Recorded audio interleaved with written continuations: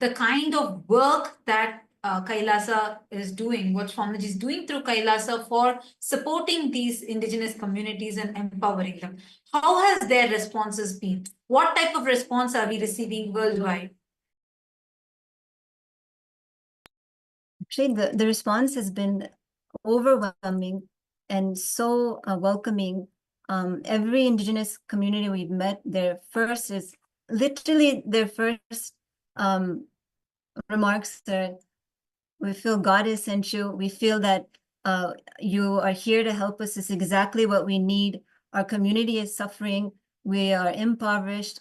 Anything you can do with social services.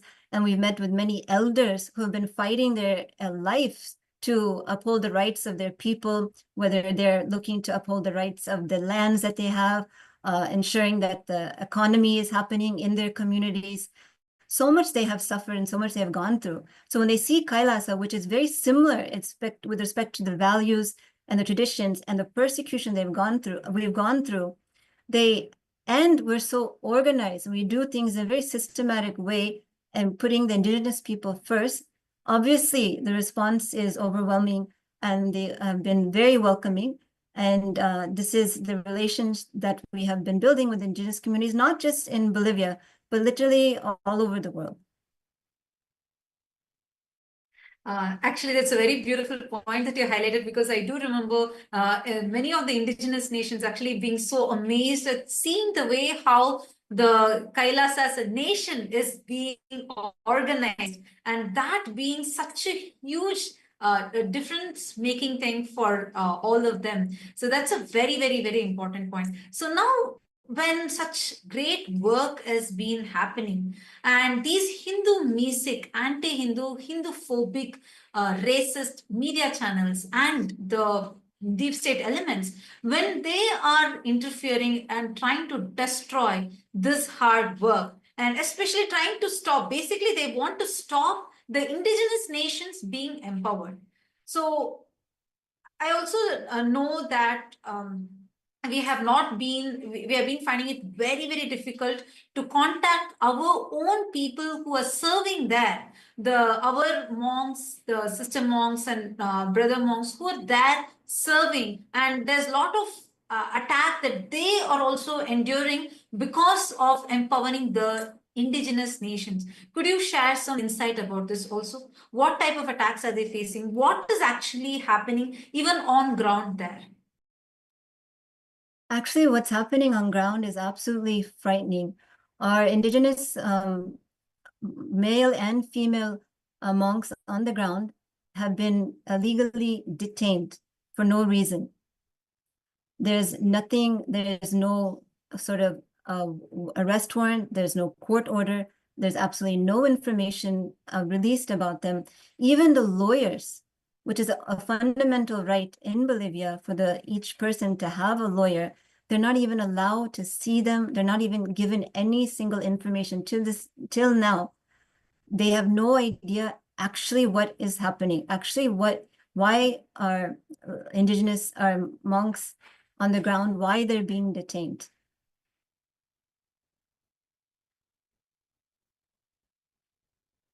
In fact, here I would like to speak about how the various details on how our monks, how our delegates in Bolivia who were there on the ground were actually attacked by the various deep state elements who were there and were actually at gunpoint threatened to their entire life. And things actually began when the various deep state news articles and media started publishing false information about Kailasa and Kailasa's intentions and how the indigenous were working. And in fact, if we look at it on the other side, the indigenous local presidents of the indigenous nations were completely in support and in favor of Kailasa. And that is how it started. And the next day, when our various different delegations wanted to go over to the purchasing of their basic necessities, what happened was at the port to depart for Santa Ana, a municipal truck had come through, and they stopped the delegates from moving. This happened right at the morning, around 9 a.m. in the morning. And from 9 a.m., the truck was stopped, and there were various mobs who had actually come in. And the first person to arrive and show up was actually the mayor. The mayor had actually come in with his goons and thugs, and he started calling and mobilizing other thugs in their local locality. And that is when others started coming in.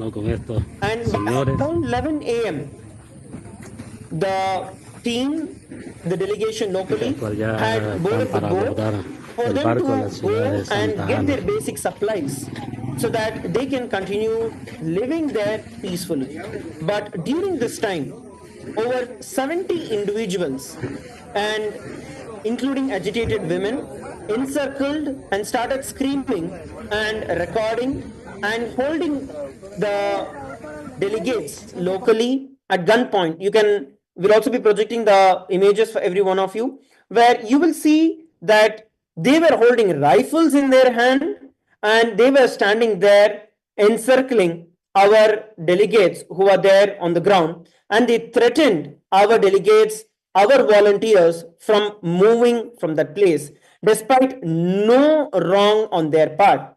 And our delegates, these monks, also have humanitarian visa in Bolivia, and they're all legally approved by the immigration to serve and to conduct various humanitarian services which are there. But despite all of this, our delegates on the ground were threatened, they were manhandled, they were literally pushed out of the boat with the idea to eliminate them on the ground itself. And this was all directed by the mayor. As per the UDHR Article 3, the right to security was breached by the deep state.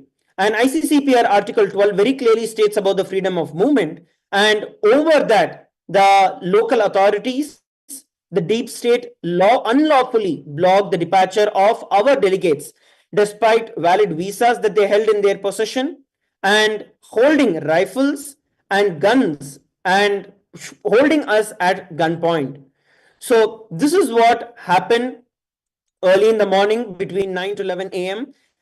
And in the scorching sun, they had tried to push them away into the water, trying to kill them on the spot.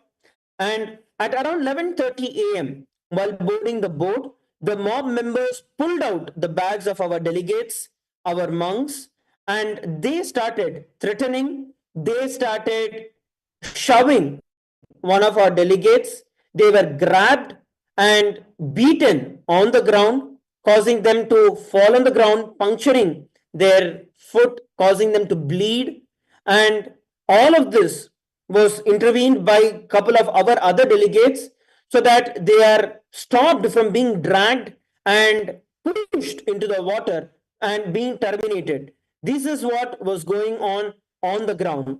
And these are all the monks of the sovereign order of KAILASA, Nithyananda. It is these monks who went there, giving up all their life, giving up all their so-called wealth and everything just to serve people, just to serve the community. And this is what they had faced.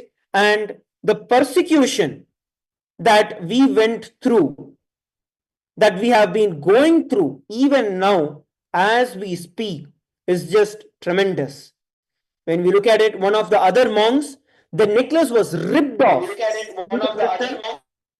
The necklace was ripped off the neck. It was not removed, it was just ripped off the neck, which hurt, directly started bleeding the delegate, the monk who was there. And they were specifically left in the scorching sun so that they would have sunburns. They were categorically denied access to food and water. And there was very little space for people to even be there, because the people had barged into the boat trying to push them off. And even as you can see in the photos, people started climbing into the boat, and even the people with rifles were standing right beside them closely, trying to threaten them and their life. And this is what was going on. And continuously, this attack never stopped. And this violated various articles, whether you take the UDHR Article 5, which is directly towards the freedom from torture and cruel treatment. This is even if you are a person who is accused, you still have these rights that are vested in you. But here, just for doing the humanitarian activities, just for offering the humanitarian activities, the monks of the sovereign order of Kailasa have been attacked. Same way, right to property, the UDHR Article 17. This shows our right to the sacred religious artifacts. And on the other side, in contrary, they were denied, they were ripped off the religious marks that were there. So these are the various different things that we're looking at that had happened in the initial hours. So just to understand this, our monks who were there on humanitarian visa because they're just there to serve, and they were, whatever they were doing was only services, and the people that attacked, these were not the indigenous people, right? So these were the people, another a group of henchmen with rifles who have been driven by the anti-Hindu, Hindu-Mesic elements and anti-indigenous groups, the racist groups that had actually come and attacked our sannyasis who are there merely just to do the services. And actually, one very important fact I would also like to state here is that till now, we are not able to contact many of our monks who were there just to serve. They have been illegally detained, which is completely against the international laws and even violates many of the laws of the very government there itself. You can see here how our monks have been circled with people. And you can see mob gathering here, and you can see how our monks who were serving, the very monks who were serving, this video actually shows to all of you how the very monks who were serving there, doing the service to the country there, they're all surrounded and mobbed by so many people that are gathering that each of these were directly the entire thing was directly enacted by the deep state elements who actively came on ground and harassed the monks and threatened the monks at the gun point. And you can see our monk here is pleading. He's actually folding his hands and he's pleading the people there. And continuously you can see so many people, mob gathering around, and our monks trying to explain to them the whole situation, and press and media.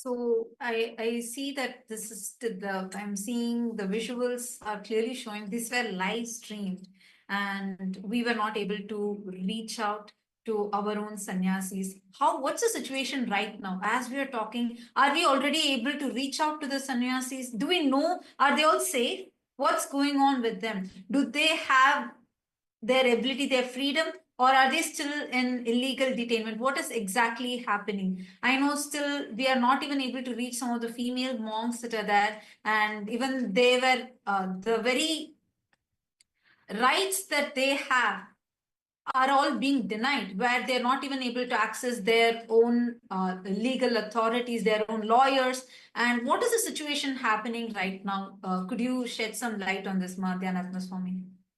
Actually, the truth is we don't know. We've lost all contact with them since morning. They have not been available. We don't know if they are, how they're being treated. Do they have food, water? We don't know the situation. And of course, it's very concerning. There's an assortment of families, and we don't know actually what's happening. And we're not getting answers. Even the lawyers who say this is completely illegal and that they have a right to representation. The lawyers have a right to be there. They have a right for their lawyers to be there. but the lawyers were not allowed in when whatever investigation was happening, and they have no information. They're just saying we don't know, and they're just waiting. So it's a very an insecure situation right now. We don't know what's happening. We don't know where it's headed. And we call on all members of the indigenous community, international community, to stand up and ensure that this persecution stops right now and they're released.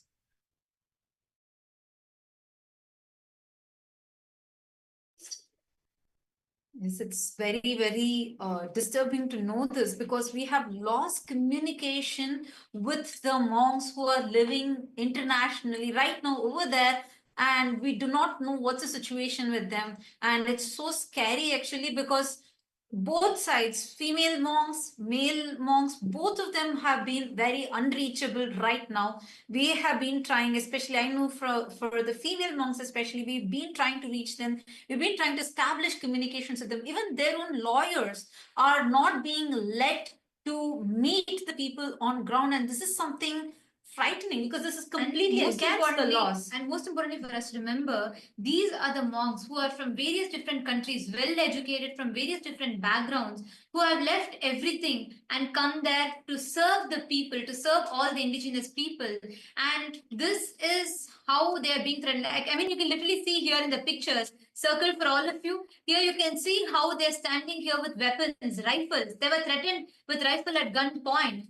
They were boat trapped. They were not allowed to, the monks who are from various different backgrounds. We have people from the US, various citizens from various different countries who left their high-paying jobs, their education, everything to come and serve the indigenous people and to serve the communities there, and have been serving. They have been serving for many, many months now, working around with the people, conducting various different initiatives, various different activities, including Annadan, free food distribution, yoga classes, mental health and wellness support classes, and so on. And today, they are being threatened at gunpoint. They're being threatened to their life. And I also see a question from a YouTuber.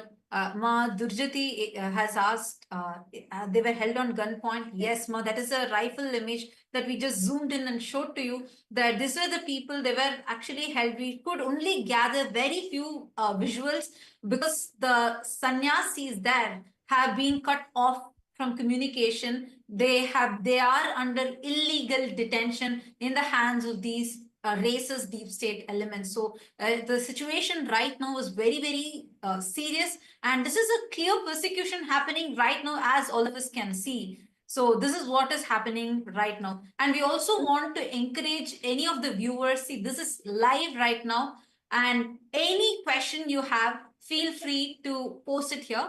I'm seeing a viewer named Ma Sonali Gupta who has posted in YouTube. Do we know what triggered all of this? Why is this attack happening? See, the attack is happening just because these indigenous nations, these indigenous people are being empowered. And it is a racist Hindu music attack by the media, nothing else. Just because KAILASA stands for indigenous rights, reviving the indigenous cultures and traditions, just because of that, we are being attacked. And these indigenous people globally, if you see, they are fighting so hard, for example, just to preserve their forest. We can see so many examples of them globally fighting so hard to prevent deforestation, which is very, very important to mitigate global warming, for example. But even for that, something that is so critical, they do not get any kind of support. They keep, they keep fighting for years and years and years, but nothing comes out of it. So just because KAILASA, Swamiji is giving them support, is empowering them so that they have a voice, so that they get the confidence to fight for their culture, for their traditions, fight for their environment. Just because of that, we are being persecuted, we are being attacked. And one thing I want to add also, being illegally, wrongfully detained means our delegates, our monks, the monks of the Sovereign Order of KAILASA Nithyananda, would be facing so many human rights, basic human rights violations, because that detention itself is illegal, which means they would not be getting any water, they would not be getting any food, they would be tortured, be it physically tortured or psychologically tortured. So many human rights and religious rights violations they would be going through. So it is very, very important that we bring awareness to this persecution, the continued persecution that KAILASA has been facing for decades now. Just because we want to bring global peace, just because Swamiji is working so hard to bridge the gap between the ancient nations, the indigenous nations, and all people, just for the sake of global peace and coexistence among all people. And I would actually like to add over to you, Ma. And one of the important things, as you told, right, especially with regards to the illegal detention and what would be happening, one of the main reasons why we actually don't even have that much of footage is because all the gadgets of our delegates, of our monks, when they were on the ground, were one, destroyed, second, they were broken and damaged by the mobs who were there. And you can also see evidently on the photographs where the local mobs were pointing at the cameras when our monks were trying to film what is going on, trying to protect our rights. But they were damaged. We were only able to secure a few photographs, a few videos of what was going on the ground before we completely lost connection with every one of them. The locals, and when I'm speaking about locals, it's not the indigenous, it is those who came along with the mayor and the deep state racists who actually arrived on the ground with the various guns and other weapons. Those people, they actually later searched the bags of our delegates, they actually snatched it, they forced the boat driver to anchor the boat, not letting the delegates to leave, and they were put there under the pretense of a meeting about unspecified documents. And but there was absolutely no fact, there was no detail about any investigation or a warrant that was there to either search. And later, even after the police had arrived, they had colluded with the mob, demanding the passports, ignoring the pleas and the safety of our monks. That's what we are looking at. And Parvati Swarupini is saying rather, did you know that international courts have repeatedly upheld that indigenous peoples have inherent rights to maintain connections to their ancestral territories regardless of borders? Yes, that is very true. But despite that, there's no respect to international laws. The persecution keeps happening. And, for example, even this detention, it is an illegal, it is a wrongful detention that is against all international human rights violations, international laws. But despite this, violations, persecution keep happening. And that is why, again, it is us that needs to raise the awareness to what is actually happening on ground.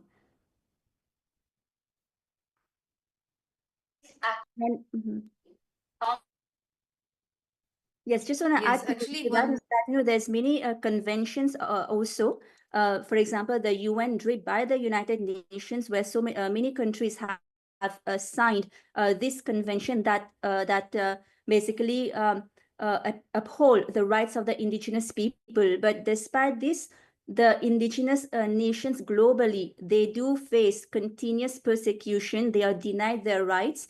And that is where Swamiji comes in. That is why Swamiji is extending empowerment, support to these indigenous nations, because it is required to unite all the indigenous nations globally under one umbrella, so that we together can work towards the preservation of our culture and tradition, and also the preservation of the environment.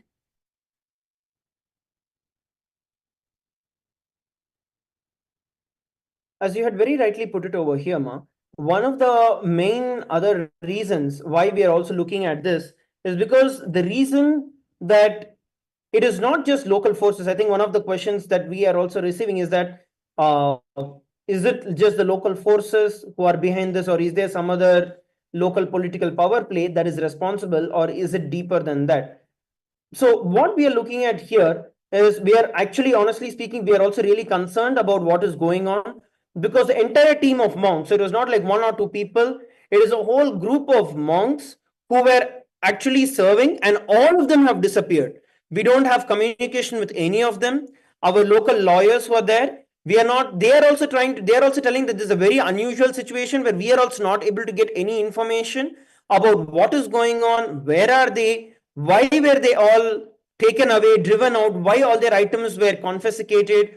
Still, we do not have any clue about what is going on. The only thing that we know is that this is racist, the deep state racist elements who are against the indigenous and against Kailasa who are facing this. I also want to put it here on record that even the indigenous nation presidents are receiving continuous death threats and are also facing the same persecution that Kailasa's monks and Kailasa's delegates are facing, which very clearly shows how the media is twisting everything and presenting to the world, where on the outer image they are trying to show that they are the people who are voicing out for the indigenous, but in the inside, when we look at the facts, their own people are also detained, they have also disappeared, and we do not know what is the situation that is going on right now. In fact, the last reports we have from the team on the ground, especially the female team on the ground, they were saying they called and they were quite concerned because men were scaling the walls of their compound, jumping over and illegally entered into their compound, and then we lost all connection with them. We don't know what happened. And they're completely cooperating. They have no, we completely cooperate with any kind of sort of questioning or anything that the authorities would want to see, they were cooperating with. So there's no need for any of this attacks where they're physically abusing, physically manhandling, and literally kidnapping, holding hostage our monks who have done nothing except to serve humanity. And just wanted to add, because this is a fundamental right that they're not able to see their lawyers. They're cut off from all communication. They don't have their devices. We don't know what's happening to them. It's been almost 16 hours, and there's still no indication of why they're even detained. There's not a single written document, any kind of court order, any kind of arrest warrant. Nothing has been provided. Nothing has even been spoken to, even to the lawyers, who typically say this. They say this is not normal. This is illegal. This is completely illegal that the lawyers cannot see their clients.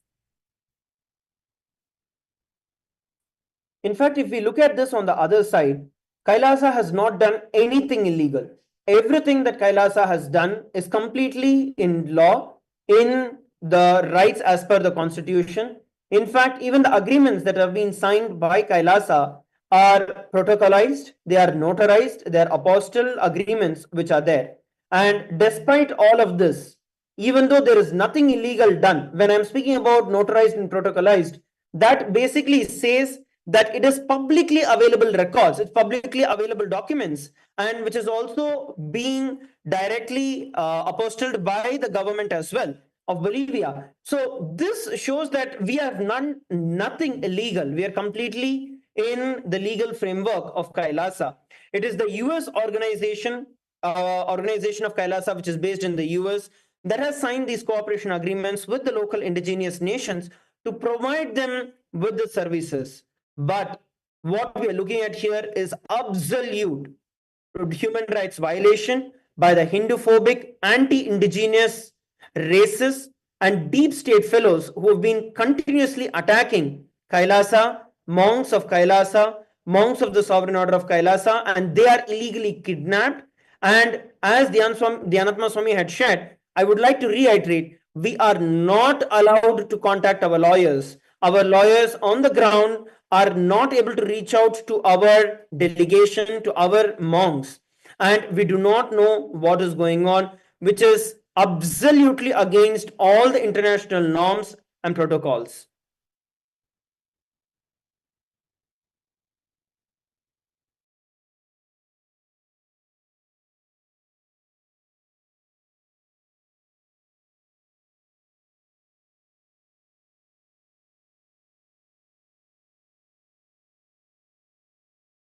See, it's also against all international human rights violations that are happening to these, to our monks, right? And, these agreement that was signed, that, as you said, we are doing everything legally. The documents have been apostilled, they've been notarized. And despite this, the persecution is, keeps happening.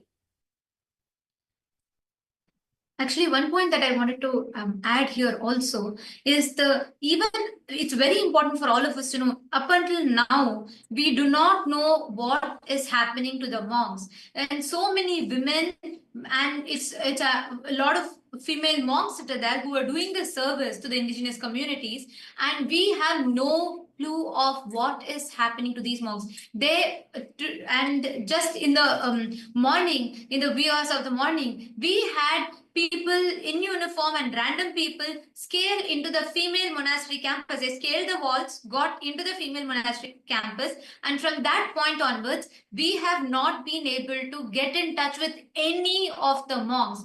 All the female monks who are different, so people from different countries around the world who have come, who have been there to serve the people, serve the indigenous communities, we have not been able to get in touch with them. We do not know whatsoever is happening with the monks. Our lawyers have tried. What is happening right now is illegal. It is against the humanitarian rights, the fundamental rights, violating the rights to access to lawyer. And the lawyers of the female monks are standing and trying to get access. They are not being allowed. There are armed people standing around where the female monks are currently stationed. We are not able to know what is happening. And the worst part is lawyers. Our own lawyers are not being allowed inside. That's the worst part. And these are local lawyers who are there, who can very well, as an international law, it is a fundamental right for us to have the access to our lawyers, our attorneys, but we are not even allowed to have that level access. Also, one very important thing that I'm just noticing here is, Nithyananda Swami, could you just correct me if I'm wrong? As how I understand, the campuses of the female monks and of the male monks is completely separated, like they are miles apart. Am I right? And at the same time, this is like a multi-pronged attack. Did it happen like on the same day? It's happening on both places? Exactly. You bring up an excellent point. These campuses are hundreds of miles apart. And at the same time, these raids, these attacks on them were happening, the kidnappings, holding them hostage, cutting them off from communication, manhandling them, you name it, has been happening at the same time. And This is another thing I would like to add in over here to Dhyanatma Swami is that it's actually a very important point that was brought up. And in fact, given that Kailasa's delegation, Kailasa's monks locally have been serving various different indigenous nations. So it's not just one indigenous nation that Kailasa has been serving, but several indigenous nations have been served by Kailasa continuously. And in all of these places, the indigenous nations as well as Kailasa's monks were attacked simultaneously at the very same time. And this was actually a very well planned, targeted attack, because as we can see in the media over the last almost a week's time now, that the racist media, the anti-indigenous media, was publishing fake articles and deep state articles in the social media, in the mainstream media, that was instigating the locals or the others other than the indigenous to be prepared for what was going to happen, so they can cover the entire thing as an attack on the indigenous, completely convoluting the entire ideology that is there. They did not even take any statements from the actual indigenous people who are there on the ground. They just gave their own ideas that were there. This is a very important point, because as a media, you're supposed to consider all the sides. So they did not ask any of the, okay, they didn't ask Kailasa. They did not even consider or consult with the indigenous people, and they had their own narratives prepared. Actually, this is only exposing a deeper level attack that is happening. It's a deeper level conspiracy. And let alone asking, one important point that I want to mention here is this: they are instigating the mob to attack our monks. The mob is being instigated very systematically. This whole persecution that is happening right now, it is against all the indigenous communities, and very actually these deep state elements are instigating the people, the mob, against the monks there, and they are being physically assaulted and attacked. We have multiple media, live media right now covering as the attack is happening, but unfortunately the narratives that is being spread is completely false, and like hate speech is being spread and demonizing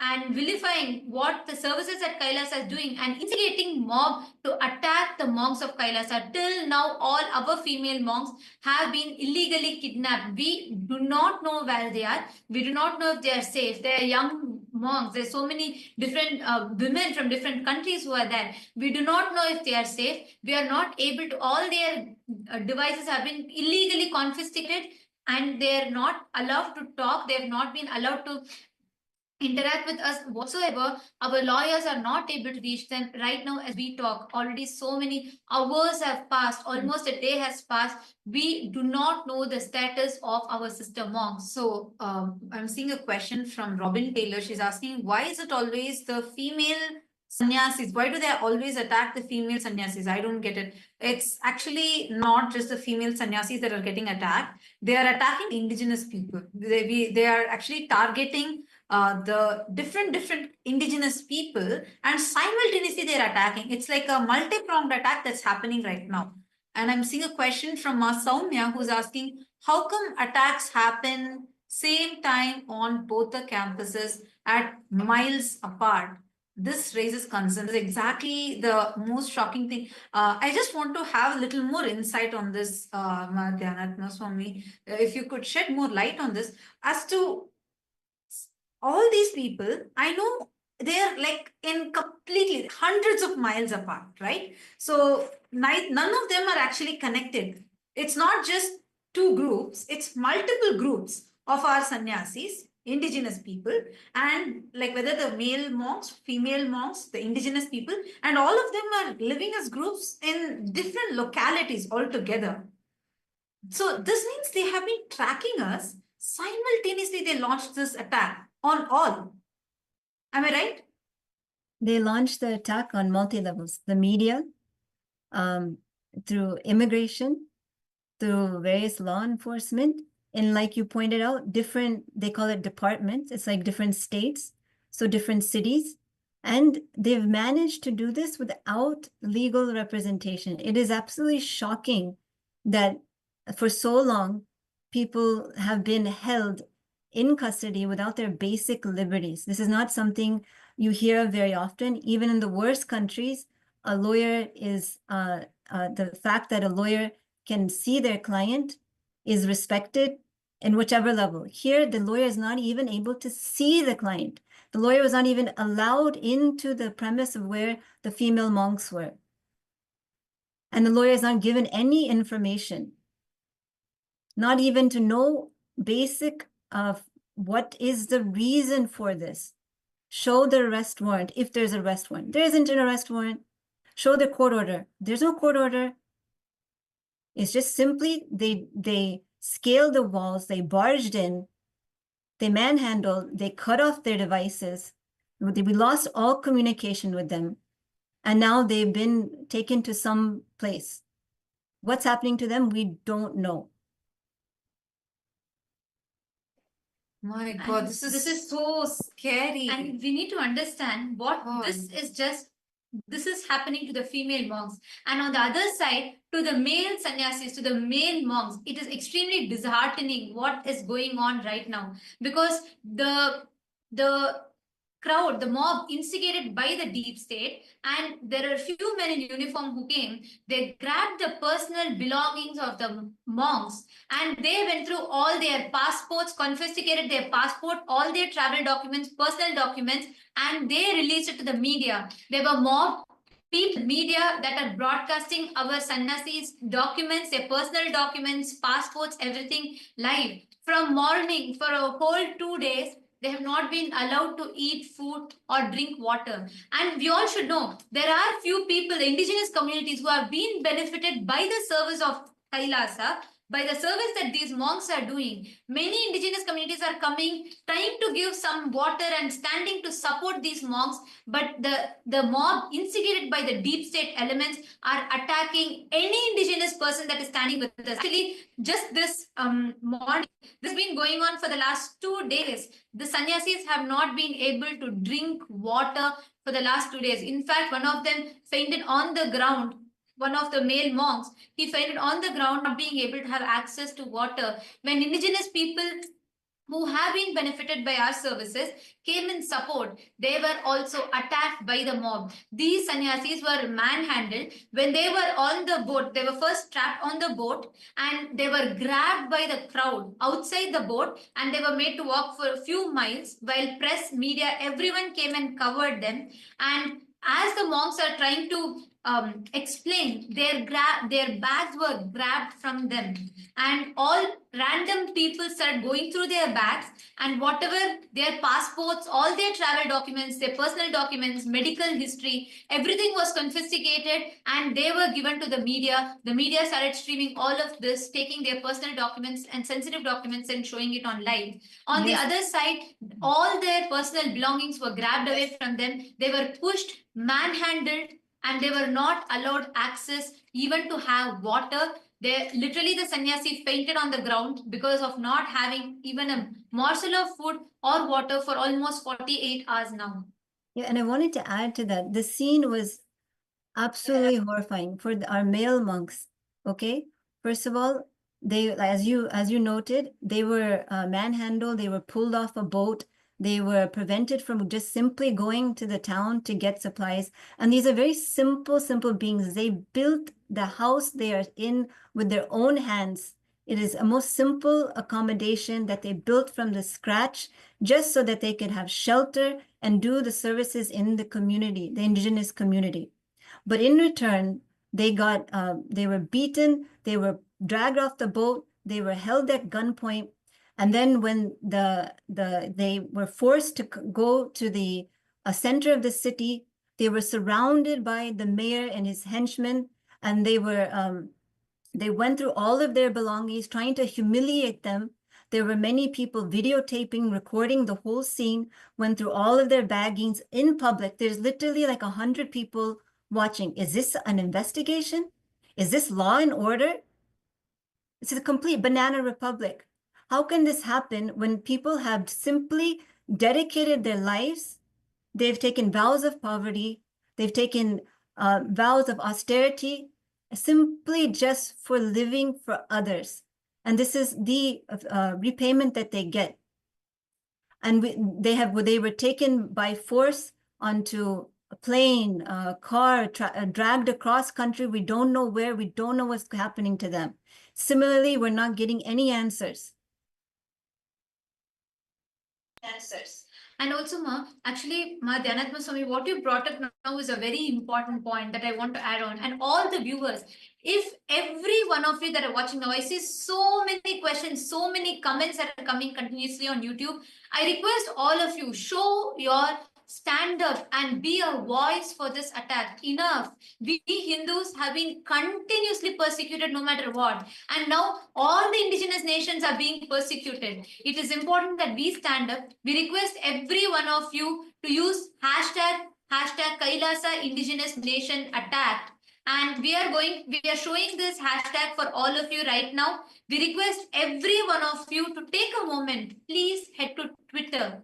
Let us raise this voice. It is enough of these persecution. Anytime, wherever we do the service, whenever we do something good to humanity, and whenever we stand up for any rights of Hindus or rights of indigenous communities, we are being attacked. It is time we put a full stop to this. We need to raise it to the international, all the humanitarian watchdogs, all the different international humanitarian organizations. People need to know the truth of these attacks and persecutions that we are facing. And right now, as we talk, I see so many people, Ma Sonali, Ma Soumya, Sri Divya, Ma Patricia, and Ma Jing, Susan, Sandhya Nambiar, Hilde, and I have so many people, the comments actually flooding in support right now. But I request all of you to please take to Twitter.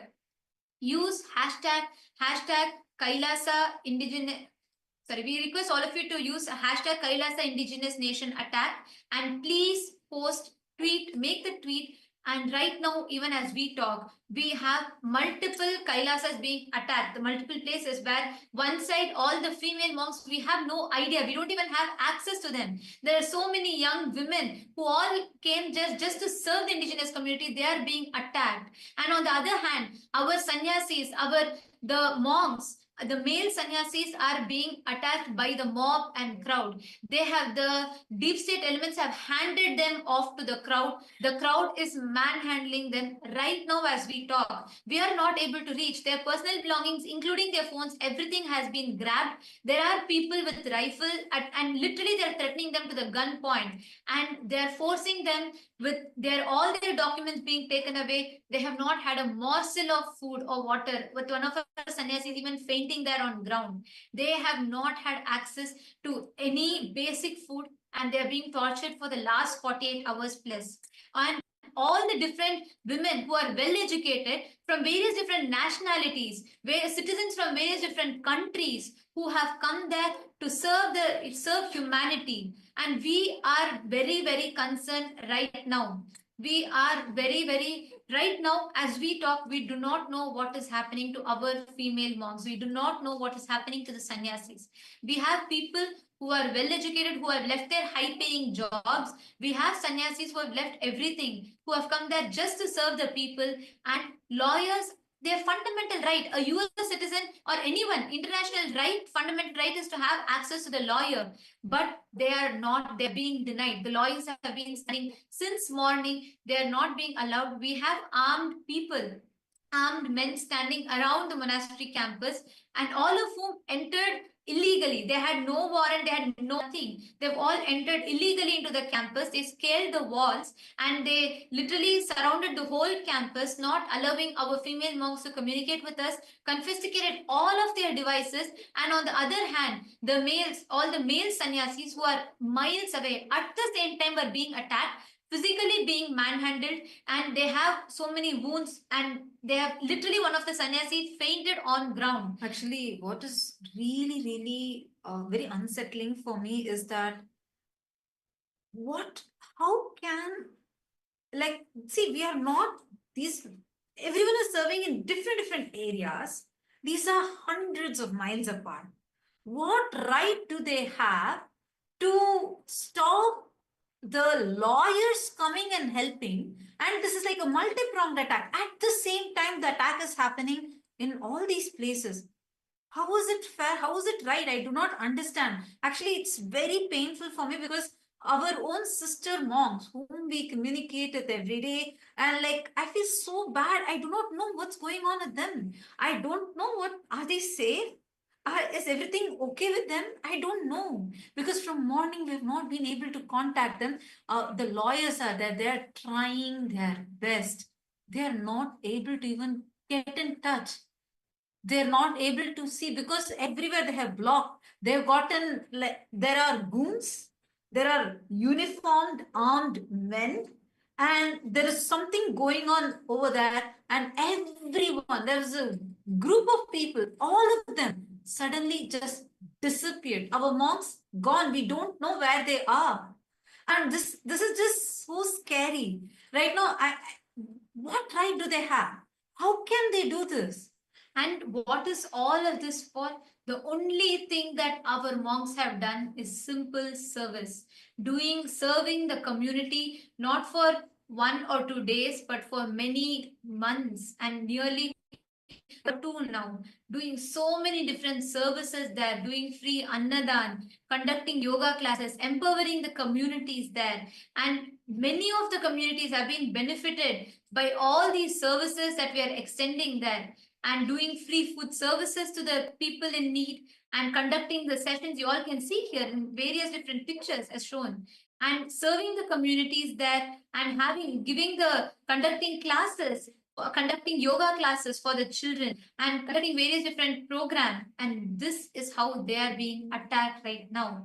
The mob, instigated by all the misinformation and all the false news, and the deep state elements who are actively on ground, standing there, instigating the mobs to attack. And here you can see various different people surrounding the campus in which the boat in which our monks were. And here you can see the man standing here with a rifle. And these are just few pictures that we were able to gather from, but we still are not having access. We do not know what is happening with our monks. We are not able to come in contact with them. We are not able to get in touch with them. We do not know what is happening to them right now as we talk. Actually, we are requesting and pleading with every single one of you. It's too disheartening, and I have no words to express. We really request every single one of you. We need your voices.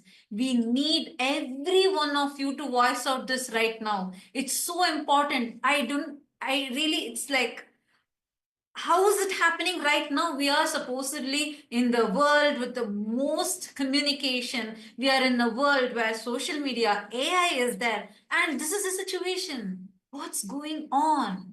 How can we have the persecution happen right now, what we call as the most modern, very tech-savvy era where the communication is at the highest? How can we allow persecution to happen right now? No, we need to stop this. Please take a moment. I request all of you, share with everyone, plead everyone, every single one. This is not just an issue, not even just for Hindus. No, this is for humanity, because indigenous people are getting attacked. Already, so many indigenous civilizations have been demolished. We need to say this right now. We request all of you, please take a moment. Please use the hashtag Kailasa Indigenous Nation Attack. And please go ahead, share this with everyone. We need all of your voices. Any questions you have, please come to the YouTube live right now. You can post it in the comment section. We are ready to answer you. This is a humble request. We have not been able to reach any of our monks, and even the indigenous people. Our community has become unreachable right now because all their phones, everything is getting confiscated. It's too important. And I request all the members. Right now, I already see so many people have started tweeting. So many people are posting. And right now, as you're all watching, I urge every one of you, take to Twitter, tag all the international humanitarian orgs, tag everyone. Let us reach this right news to people. Please tag the leaders and the heads of your states and people, media, everyone in your country, in your locality. Let us take this to the world right now. And I already see many people tweeting here. Ma Ekapada Shaktini has posted, KAILASA is a legitimate nation focused solely on global peace. Absolutely right, Ma. With the years of service that Swamiji has done, we can clearly see the only goal for KAILASA has always been and will always be for serving the humanity. Ma Medellin Portuguese has posted, the rights of indigenous people have been trampled on and violated for centuries. And this attack is no different. KAILASA stands up and defends their rights. And for this, we are now being targeted again. This is very, very important. Thank you so much for sharing this, Ma Medellin Portuguese, because all we have been doing is to stand up, to become that unified voice, to unite all the indigenous nations. for so many years, decades, generations now, the indigenous groups have been persecuted and targeted, singled out. In fact, if we take various different countries in South America, North America, both, 99% of these indigenous communities have lost their lands. Their land, whether they have been victims of land grabbing, they have been victims of persecution, attacks, killing, genocide, ethnocide, and they have been attacked of cultural delegitimization and so many things. To this day, there is no platform for these indigenous people to go and request or stand up or ask for their rights.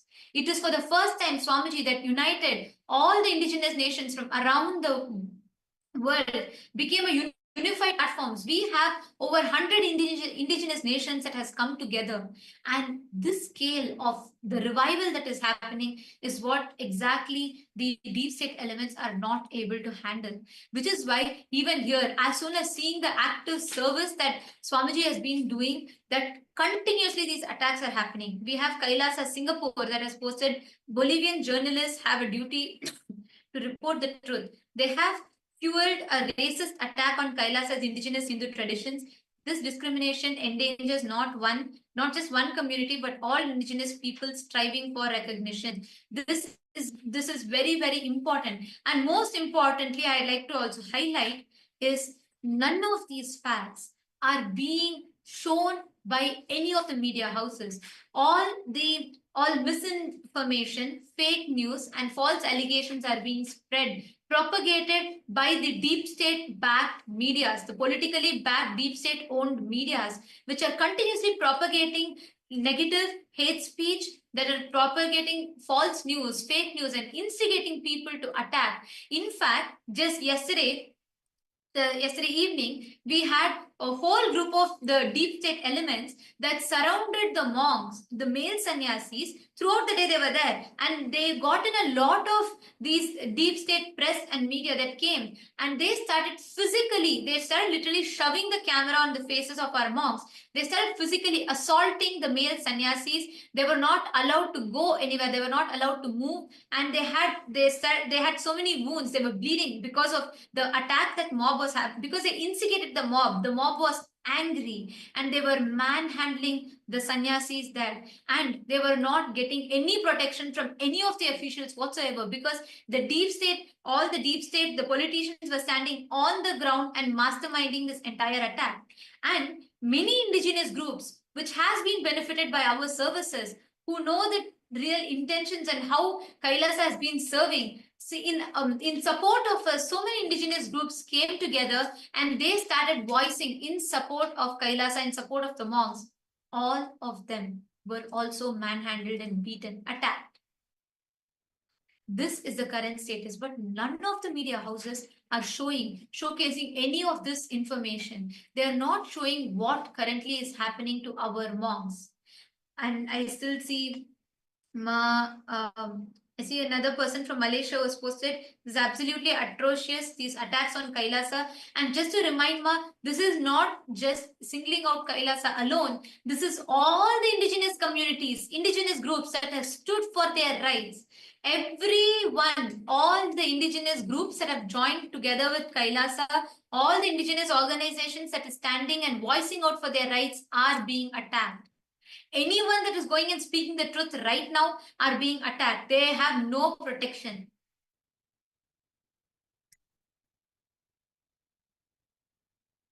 Actually, a very important thing right now is what's happening right now, as all of us are talking, is understand, as we were mentioning, this attack which is happening is being done on many of the indigenous nations, and every indigenous nations that are standing, voicing out even to support the people who are getting attacked. Understand, this is not just on Kailasa. It's happening everyone, like the presidents of the indigenous nations are all receiving death threats. What's going on? This needs to stop. We really request, and we already see a lot of people supporting using this hashtag Kailasa Indigenous Nation attack. We request every one of you, everyone that are here right now, please go ahead, take this hashtag and post your comments. I already see some people posting on YouTube. We request all of you, take it to Twitter.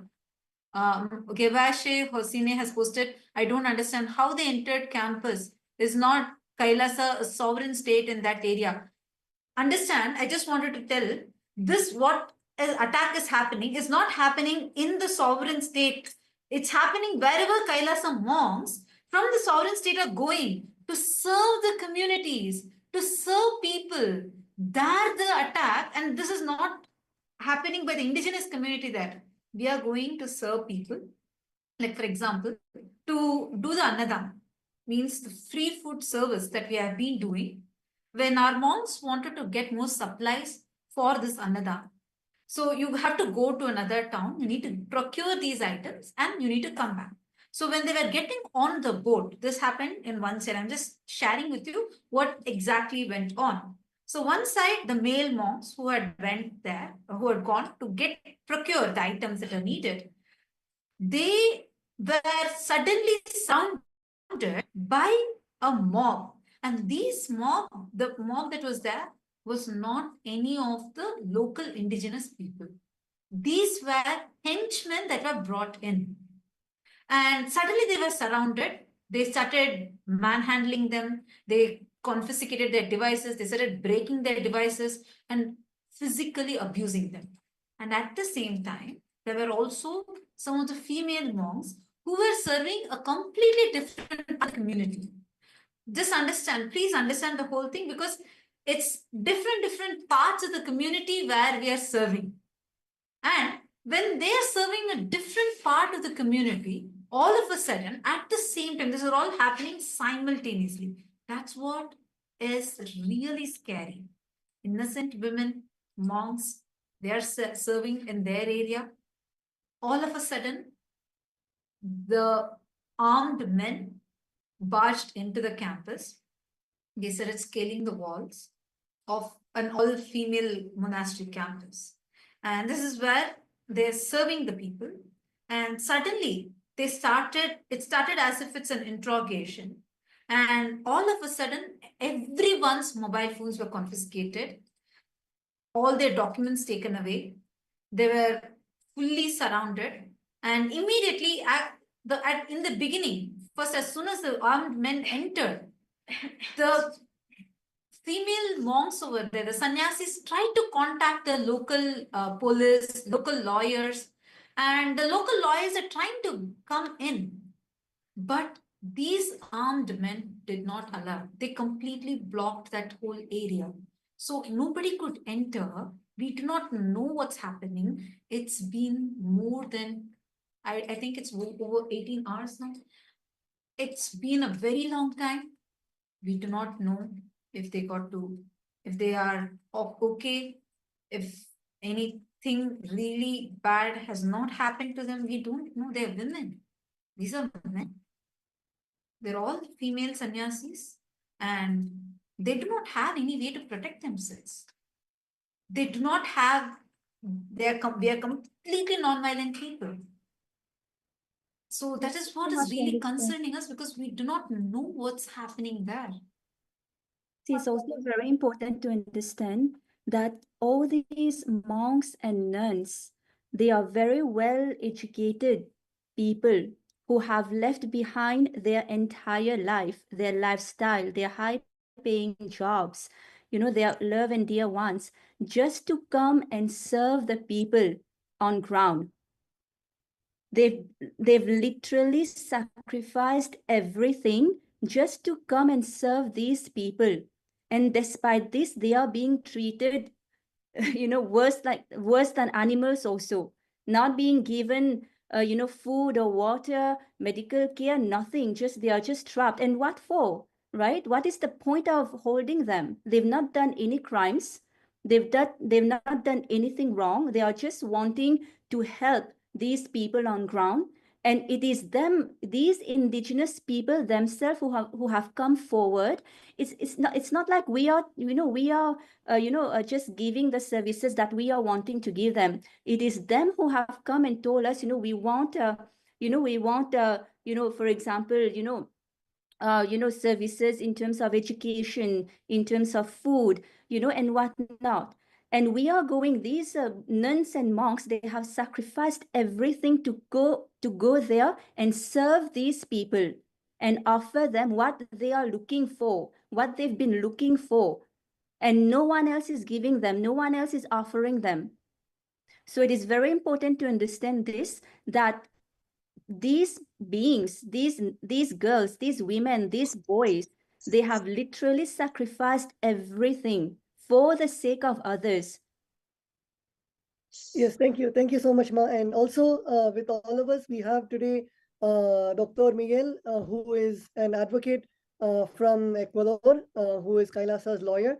And we would actually want Dr. Miguel to share with all of us the human rights abuses which are going on to our monks, to the indigenous people, and the illegal attack and persecution that is going on to all the monks of KAILASA and the indigenous people in Bolivia. Adelante, doctor Miguel. Buenas tardes. Muy buenas tardes, señor embajador. Un gusto saludarle.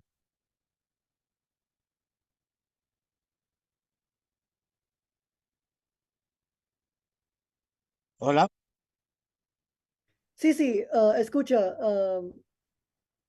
Podemos Perfecto. empezar, doctor Miguel. Sí. Bueno, lo que debo comentar es que las personas son monjes, son sannyasis que han llegado a las comunidades indígenas ancestrales de Bolivia para realizar trabajo humanitario, servicios de yoga, servicios de educación, de salud, ¿sí? Sin embargo, por prestar estos servicios han sido mal observados por algunas personas de algunas comunidades que, desconociendo la realidad de los servicios que prestan los monjes, los sannyasis de KAILASA, los han retenido de forma injusta, ¿sí?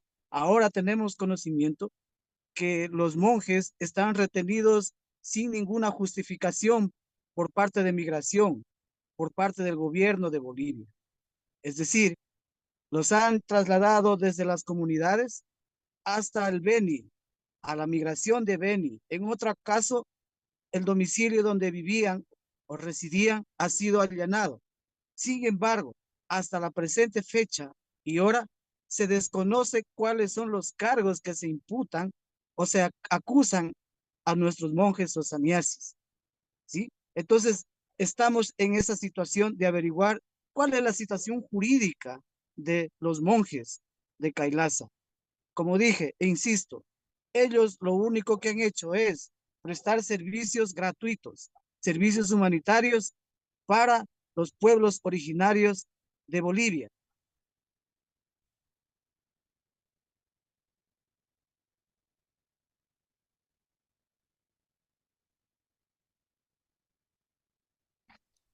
Gracias. Gracias, doctor Miguel.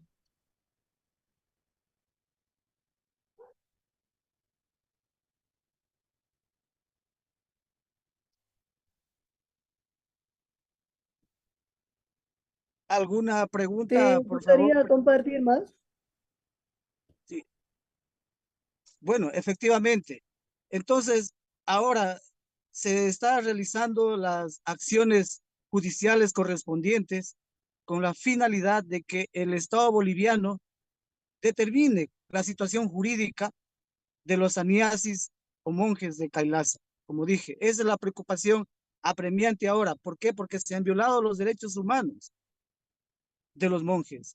Recordemos que Bolivia es signatario de la Declaración Universal de Derechos Humanos, del Pacto de San José y muchos pactos, tratados y convenios internacionales, ¿sí?, que tutelan y protegen la individualidad, ¿sí?, el derecho a la vida, a la integridad física y psicológica de todo ser humano, indistintamente de la acción o acto que haya cometido, pero que en este caso de nuestros monjes no han cometido ninguna infracción penal, ¿sí? ¿Por qué? Porque ellos lo único que han hecho es trasladarse a las comunidades a prestar los servicios humanitarios. No existe ninguna infracción penal que haya sido cometido por ellos. Por lo tanto, su detención o retención, tanto en migración, tanto en las diferentes instituciones, así como el allanamiento ¿sí? Del lugar o casa de habitación es totalmente ilegal.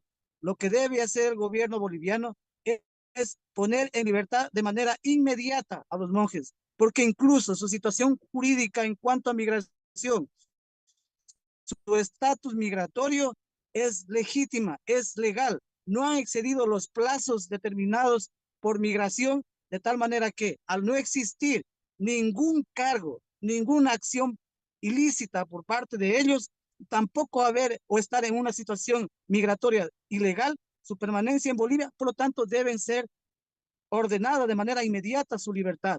No se puede tener a los monjes privados de la libertad. Es por eso que nosotros hemos iniciado ya la acción legal correspondiente con la finalidad de que el gobierno boliviano determine su ubicación, su estatus jurídico, cuáles son los cargos que se imputan a nuestros monjes, con la finalidad de qué? De demostrar, ¿sí? De que primeramente se violaron los derechos humanos de los monjes y segundo, de que no existe ningún cargo, ninguna responsabilidad de ninguna naturaleza que comprometa su situación jurídica. Por lo tanto, nosotros vamos a exigir que el Estado boliviano, ¿sí? No se deje llevar, ¿sí? No se deje llevar por las falsas acusaciones que salen en redes sociales, como que KAILASA ha comprado tierras, como que KAILASA tiene tierras para explotar a los pueblos indígenas, para explotar recursos naturales.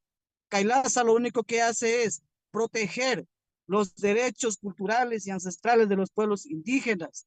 Por eso ha enviado a los monjes a sus territorios, ¿sí? Para que ellos trabajen conjuntamente con los pueblos indígenas y así en algún momento puedan también llegar a tener conocimiento, ¿sí? En todos los aspectos y puedan tener una vida digna. Nosotros no nos involucramos en actividades políticas, ¿sí? Lo único que nos mueve a nosotros es apoyar y trabajar con las comunidades y pueblos indígenas del mundo. Eso es lo que nos mueve. Y mientras tanto, como digo, insisto, ratifico de que nuestros sannyasis han sido vulnerados sus derechos humanos y por lo tanto el gobierno boliviano debe responder por eso, por cuanto que no existe ningún acto ilegal cometido por parte de los monjes o sannyasis que se encuentran ilegítimamente retenidos en la ciudad, en el sector de migración del Estado boliviano. Gracias, gracias, Dr. Miguel. And to translate for everybody watching us live on the various social media platforms, Dr. Miguel was, as a lawyer, giving his legal opinion on the current injustice that has been happening to our indigenous people and to our monks, which are happening right now. And Senor Miguel was talking about the rights, the human rights of the various international treaties, various international conventions, and how the basic human rights have been denied to our monks, to the indigenous people. Dr. Miguel was also talking about how that in this case, our monks have only been coming to provide humanitarian services, providing free food, providing free education, literally helping the indigenous communities of Bolivia. And this is the response that they receive, that their basic human rights are being denied, whether psychologically, whether physically, their basic human rights are being denied, and they have not committed any criminal offenses. They have not done anything. They are literally monks who are providing humanitarian service for the welfare of the indigenous people. In fact, the indigenous people were so welcoming to KAILASA, were so welcoming with the monks, and literally had an emotional attachment with the monks that they were so upset when this is happening personally, whether it is the presidents of the indigenous people, whether it is the community leaders of the indigenous people, were so upset that this is happening to KAILASA, that it is happening to the monks of KAILASA who helped them all these months, all these years. And Senor Miguel was also talking about the human rights which were violated, and there is all the accusations that have been coming on social media are totally false, like whether KAILASA has bought land or KAILASA exploits the indigenous land of the indigenous people to exploit the natural resources.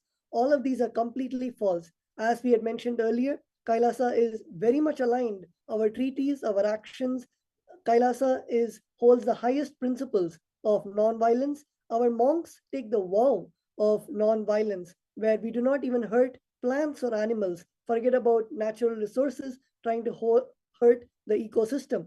And Senor Miguel was talking about all of these as completely false and just false accusations which are floating around in social media, and again reiterated that the monks of Kailasa only were there to provide humanitarian work and to help the indigenous communities, and for the international community to recognize this and to share this with every single person, to uphold the rights, the human rights, the basic human rights of our monks, and to tell the whole international community the truth about what is happening to Kailasa and the indigenous people in Bolivia.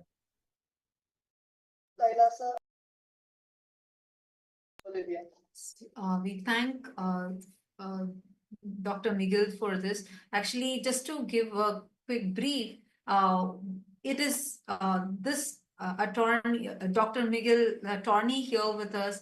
He was the one who was there on ground. He was also one of the lawyers who were there on ground trying to get justice, to somehow contact our female sannyasis, to somehow get in touch. Until now, unfortunately, we have not been able to contact them. We do not know what is happening. He, as a lawyer, tried multiple times, and even many of the lawyers locally that are there are been trying to get in touch somehow to know what's the situation with the monks, to know what is happening. And he has been continuously trying to tell the truth to the media. But unfortunately, the Hindu-phobic, Hindu-mesic, anti-indigenous media is completely projecting only the lies, and they're not taking any of the statements, neither of Kailasas, nor of the lawyers, nor of the indigenous people. So the situation right now is getting really, really concerning. And also, as Senor Miguel just highlighted a very important point, he said that how currently the monks' human rights are being violated. The monks that are there, all the female monastery, the members, the female monks who are there, and the male monks both, their human rights have been violated. They have been deprived of food. They are being illegally kidnapped. We do not know where they are. And all the Hindu-mesic, Hindu-phobic media houses are inciting hatred, instigating the mob against the monks, which is very, very serious, because there is no one there on ground who is protecting the monks. The deep state elements, the Hindu-mesic, Hindu-phobic deep state elements on ground are actively instigating the mob to attack our innocent monks who have been there only of service to the countries and serving the indigenous communities there. And as Senor Miguel also highlighted that how currently they're not able to access our monks. They're not, the legal team on ground is trying to reach. The basic fundamental right to access to lawyer is being denied. As you all can see, he's a renowned lawyer who's here with us on live, who's telling right now on ground, from the ground, he's reporting where he's not able to access the people. He is not able to get in touch. And this is the current scenario. There's so much of hate speech, racist, anti-Hindu hate speech being spread by Hindu-mesic, Hindu-phobic elements actively, which is completely masterminded, orchestrated by the deep state elements. We have seen this happen time and again. No matter which place we go, wherever, when there is service happening, and especially when it comes to empowering the indigenous communities, especially whenever it comes to empowering, serving the women, empowering indigenous communities, we are being attacked. And today, along with Kailasa, 100 other indigenous nations that are standing with Kailasa right now as we speak, every single one of us are being attacked. The heads of the various different indigenous communities are standing with Kailasa and supporting Kailasa, and anyone that comes in support of Kailasa, what the services that Swamiji is doing through Kailasa is also being attacked. This is the life scenario. This is what is happening right now as we talk. It is important that we, all the viewers, every one of you, please take to Twitter, take a few minutes and please post what your thoughts are. We are also having the inputs directly from the lawyer himself on ground, who is sharing, who is reiterating to us the gravity of the situation that is happening on ground currently. We are not able to get access to our monks. We don't know what is happening to them. We don't know if they are safe. We do not know how they are. We do not know in what condition they are in. All the monks, women, men from various different backgrounds, various different countries, walks of life, who have had who are all well educated, who have left their high-paying jobs and good jobs to come here to serve the community, to serve the humanity, are being attacked. Our lawyers are not able to gain access to their clients, to them, to the monks. This is something like it's not something I'm not understanding. How so blatantly they're able to do this? This is not something normal. This is atrocious. I have Dr. Senor, Sí, doctor Miguel, Dr. Miguel. I have a question. Doctor Miguel, una pregunta. Los espectadores quieren preguntarle al doctor Miguel, nuestros abogados no pueden comunicarse con nuestros monjes. ¿Es esto siquiera legal?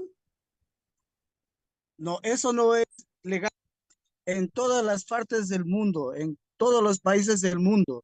Y en este caso, Suramérica, Bolivia es signatario del Pacto de San José, donde declara que los derechos fundamentales de las personas es de tener el derecho de tener contacto con su abogado defensor desde el momento mismo de que es sujeto de cualquier acto judicial, que en este caso los monjes o sannyasis que se encuentran injustamente detenidos en Bolivia, no se les ha permitido el derecho de contar con un abogado, no se les ha permitido el derecho de hacer una llamada a su familiar más cercano, no se les ha permitido o no se ha comunicado con su embajada o consulado correspondiente. Todo esto es una violación flagrante de los derechos humanos del Pacto de San José o de Costa Rica o la Declaración Universal de los Derechos Humanos. Todo esto constituye un acto violento por parte del Estado que no respeta los tratados internacionales ratificados por ellos mismos. Asimismo, que no respeta su constitución de la República, que determina las garantías básicas del debido proceso de toda persona que ha sido detenida o ha sido procesada, que en este caso, como insisto, se han violado el gobierno boliviano todos los derechos fundamentales, el debido proceso, todas las garantías, por ejemplo, el derecho a la vida, el derecho a la asistencia de un abogado o de un defensor público. ¿Sí? Entonces, no conocemos la situación, si estarán vivos, si estarán muertos. No conocemos su situación psicológica, física. Entonces, todo esto constituye una violación de los derechos humanos y que nosotros debemos intentar desde ya poner las acciones legales correspondientes ante los organismos internacionales. Insisto, el gobierno boliviano, lejos de ser un Estado que respeta los derechos fundamentales, se ha dejado llevar de lo que dicen en redes sociales, se ha dejado llevar de lo que dicen los políticos, que solo buscan connotación política para hacer daño al gobierno. Y sobre de eso han perjudicado y han violentado los derechos humanos de nuestros monjes o de nuestros sannyasis que se encuentran injustamente detenidos en Bolivia. Como dije, nosotros vamos a iniciar las acciones legales en el ámbito internacional, porque aquí no existe ninguna acción judicial que haya dispuesto que se inmovilice o se inhiba su derecho a la movilización universal de estas personas. Como dije, todo ciudadano del mundo tiene derecho a transitar libremente por cualquier país del mundo de acuerdo a las reglas que determine cada país. Y en este caso, nuestros monjes, ¿sí?, cumplen con toda la normativa migratoria. Su estatus legal es jurídica. No existe ninguna razón para que el Estado boliviano haya procedido. Lo que ha sucedido ahí es un acto de barbarie, ¿sí? Es un acto primitivo que afecta totalmente el Estado de Derecho y demuestra ante el mundo de que Bolivia viola derechos de los ciudadanos, en este caso, con estatus migratorio legal. Por lo tanto, yo insisto una vez más y decirle a la ciudadanía del mundo que el Estado boliviano, insisto, ha vulnerado los derechos humanos de estas personas. Además, debo hacer hincapié en lo siguiente, que todo esto, toda esa detención ilegal no viene de una orden judicial. Todo esto viene porque el gobierno ha escuchado que en redes sociales un grupo de indígenas se encuentra en una comunidad y por lo tanto movilizan todo el ejército, movilizan toda la fiscalía, movilizan todo lo que es el aparato migratorio y sin justificación alguna los detienen. Todo esto al margen de los derechos humanos. Y lo único que han hecho los saniesis es prestar labor humanitaria. De eso, de la labor humanitaria, pueden dar fe los dirigentes de las comunidades, los capitanes grandes de las comunidades, que son ellos los que han permitido, han invitado a nuestros saniesis que lleguen a las comunidades a prestar ese apoyo humanitario. ¿Sí? Entonces, no están de manera ilegal, no han llegado de manera ilegal a las comunidades como piensa y dicen las redes sociales, porque en redes sociales se dice de todo, que nosotros compramos tierra, ¿sí? Que nosotros somos violadores, que nosotros somos defraudadores. En ningún momento ningún dirigente de la comunidad se ha pronunciado con respecto de las denuncias de KAILASA. ¿Por qué? Porque no existe motivo, porque todos los compromisos que ha hecho KAILASA con las comunidades han sido cumplidos tajantemente como se ha acordado con ellos. Entonces ustedes deben permitir también que las comunidades hablen y digan en qué momento KAILASA les ha estafado, porque eso jamás ha ocurrido, porque en redes también dice que KAILASA les ha estafado. Pregúntenle a los dirigentes de las comunidades si KAILASA les ha estafado. Nosotros hemos llegado a un acuerdo con ellos para prestarles ayuda humanitaria a perpetuidad, porque nosotros creemos que los pueblos indígenas no duran 20, 30, 40 años. Son pueblos indígenas ancestrales que han vivido en el planeta Tierra durante miles de años y van a seguir viviendo miles de años. Y nosotros lo que hemos hecho es una cooperación con territorios indígenas y pueblos indígenas que gozan del principio de la autodeterminación, no para apropiarnos de las tierras ni de los recursos naturales, sino para proteger su situación, su existencia, los recursos naturales a perpetuidad, no para ir a saquear, porque nosotros como KAILASA somos religiosos, somos espiritualistas, creemos, ¿sí? De que la naturaleza y todo debe ser conservado, porque se vive con armonía con la naturaleza, pero más no para destruir. Lo que queremos es que los pueblos indígenas mantengan sus costumbres ancestrales, mantengan su diversidad cultural, su lengua, sus costumbres, sus comidas, sus bebidas, su idioma, su cosmovisión. Y nosotros trabajamos para eso, para que ellos en el tiempo alcancen un buen vivir, manteniendo sus costumbres ancestrales. Todo eso es lo que han hecho los sanieses y por eso han sido detenidos injustamente y el Estado no responde hasta sobre la situación de ellos. Por lo tanto, nosotros, como dije, insisto en ratificar que sea dispuesto ya al equipo de abogados para que realicemos las acciones legales correspondientes por esta atroz violación de los derechos humanos que ha puesto sobre todo de que la vida de nuestros sanidades se encuentre en riesgo.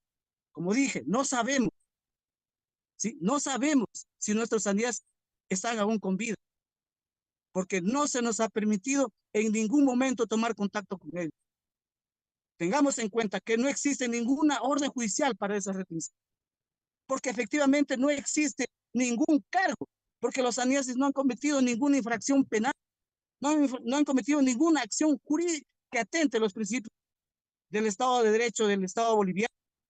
Lo único que han hecho es trabajar incansablemente por los derechos de los pueblos indígenas de Bolivia, y así como lo han hecho en otras partes del mundo, trabajar para el desarrollo, para que nuestros pueblos indígenas tengan autoestima, para que puedan vivir con dignidad para 1000, para 2000, para 3000 años y hasta la eternidad. Eso es lo que hacemos nosotros como KAILASA y lo vamos a seguir haciendo, porque nosotros no violamos derechos, respetamos los territorios ancestrales, porque todo el mundo sabe, en Bolivia, hasta el más elemental ciudadano conoce de que los territorios ancestrales son inalienables, indivisibles y imprescriptibles. Está protegido por la Constitución boliviana y también por los pactos, tratados y convenios internacionales. Las tierras de los pueblos indígenas no se pueden vender, no se pueden comprar. Y eso nosotros sabemos y respetamos, y los acuerdos que nosotros hemos llegado con los dirigentes de las comunidades va en ese sentido. No atropellar derechos de pueblos indígenas, más bien nosotros propendemos de que nuestros pueblos ancestrales del mundo logren algún día en lo que debieron ser en su debido momento, autónomos, dueños de su propio desarrollo, respetando obviamente que sí, el Estado de Derecho constituido del Estado boliviano, no para cercenar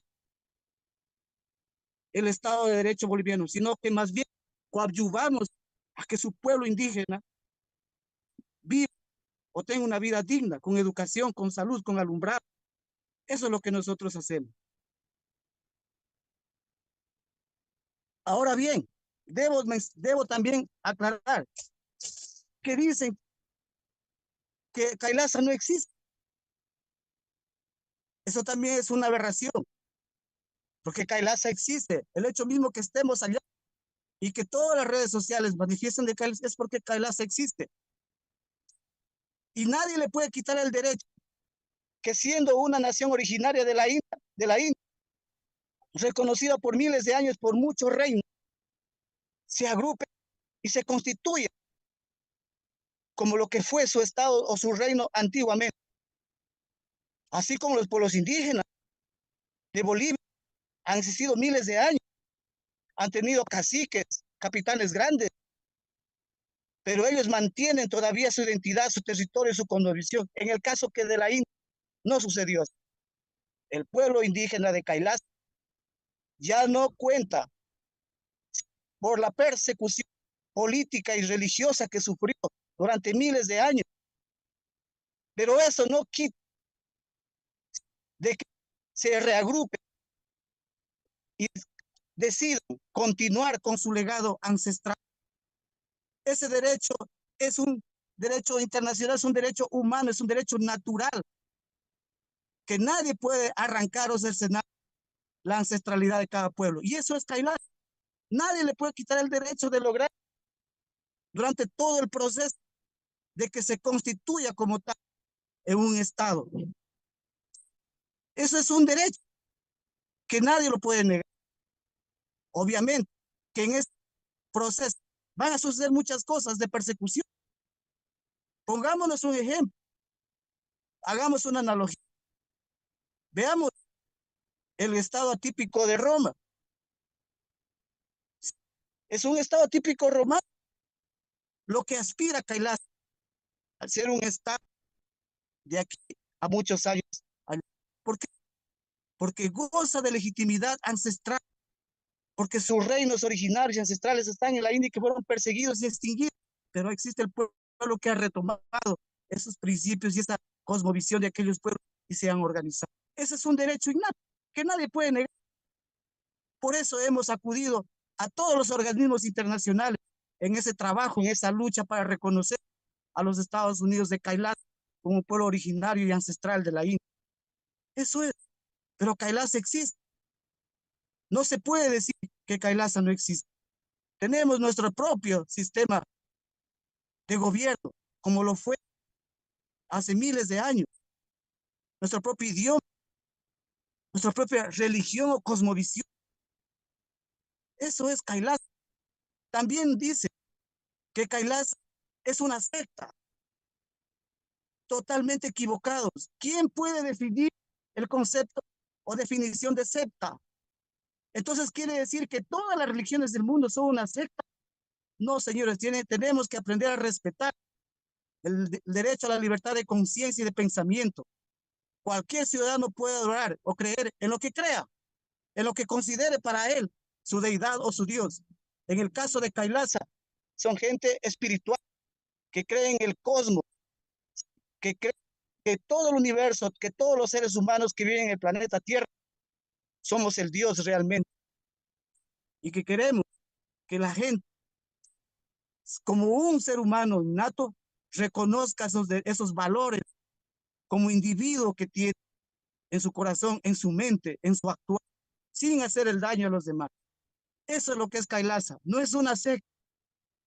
No cobramos por dar una misa. No cobramos por bautizar un niño. No cobramos por hacer actividades religiosas. Todo lo que KAILASA da, lo da gratis. Porque así debe ser la humanidad. La gratuidad, la humanización de los actos de los seres humanos es lo que importa. Entonces, esa tergiversación, esa mala información que han salido por TikTokers, que no saben lo que dicen, que no investigan, que lo único que quieren es fama, han destruido y han calumniado y han injuriado a los Estados Unidos de KAILASA. Y eso nosotros vamos a demostrar con el tiempo. Lo que sucede es que, de acuerdo a los principios de KAILASA, no son un pueblo beligerante, son un pueblo amistoso, que por eso no ha salido a reclamar. Pero esta vez ya es demasiado, por cuanto que se han vulnerado los derechos universales de nuestros sannyasi. Y esa es la aclaración que debemos hacer y que se lo haga para todas las personas del planeta Tierra, porque hay mucha mala información y mucha mala tergiversación a KAILASA, sin que KAILASA ha hecho nada. Que KAILASA ha comprado una isla en Galápagos, en Ecuador. Las islas no se pueden comprar, es patrimonio cultural de la humanidad. Toda esa información es realizada por TikTokers que no tienen nada que hacer, que se dedican a tener fama a través de estos medios digitales. Pueden hacer lo que sea, pero para poder hablar de algo tan importante como KAILASA, se tiene que investigar e ir a la fuente. Estoy a las órdenes para las preguntas que estimen necesarias.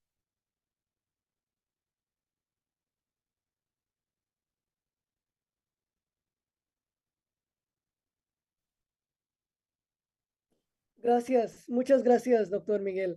And to all the viewers watching us live, we also wanted to translate what Dr. Miguel was saying. To begin with, Dr. Miguel said that we had asked Dr. Miguel the question that our sannyasis, our monks, where the basic human rights were being denied, the basic legal right to speak to an attorney was being denied.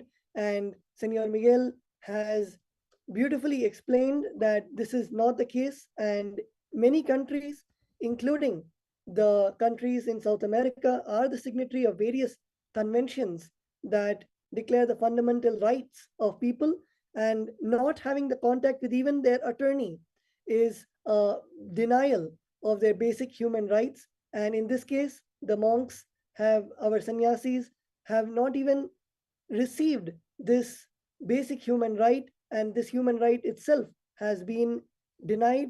And this is a violation of the Universal Declaration of Human Rights and the various conventions that the South American states have and are a signatory of.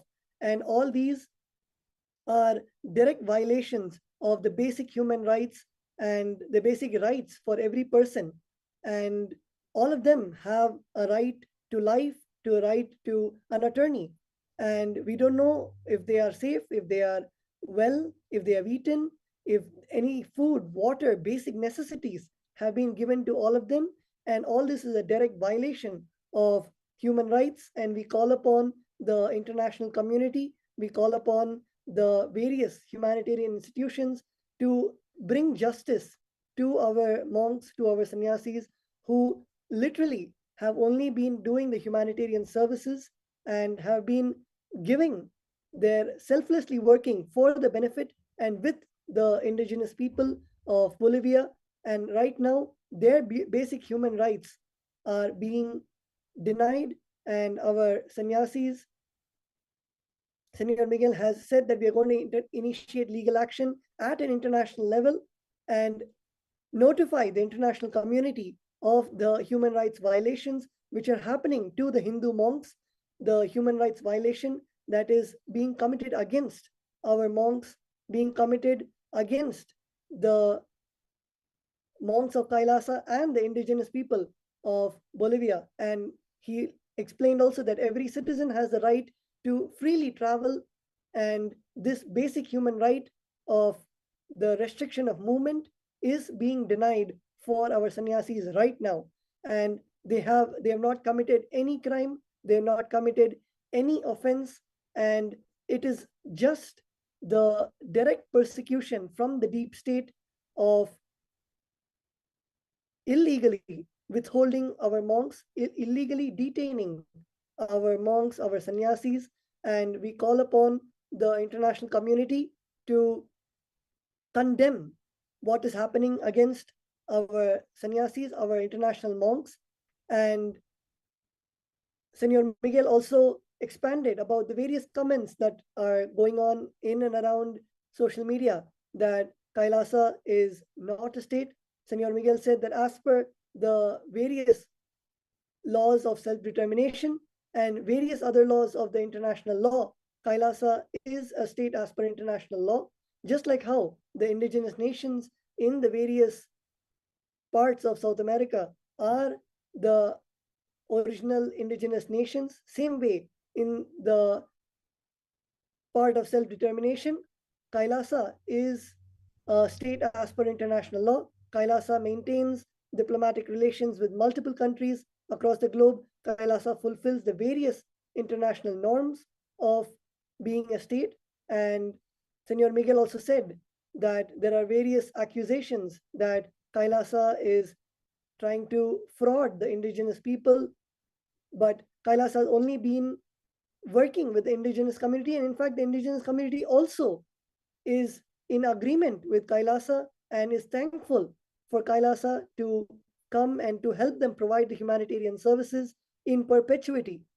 And Kailasa has been working with the indigenous nations, and we don't just last, our humanitarian aid does not last just 30 or 40 years.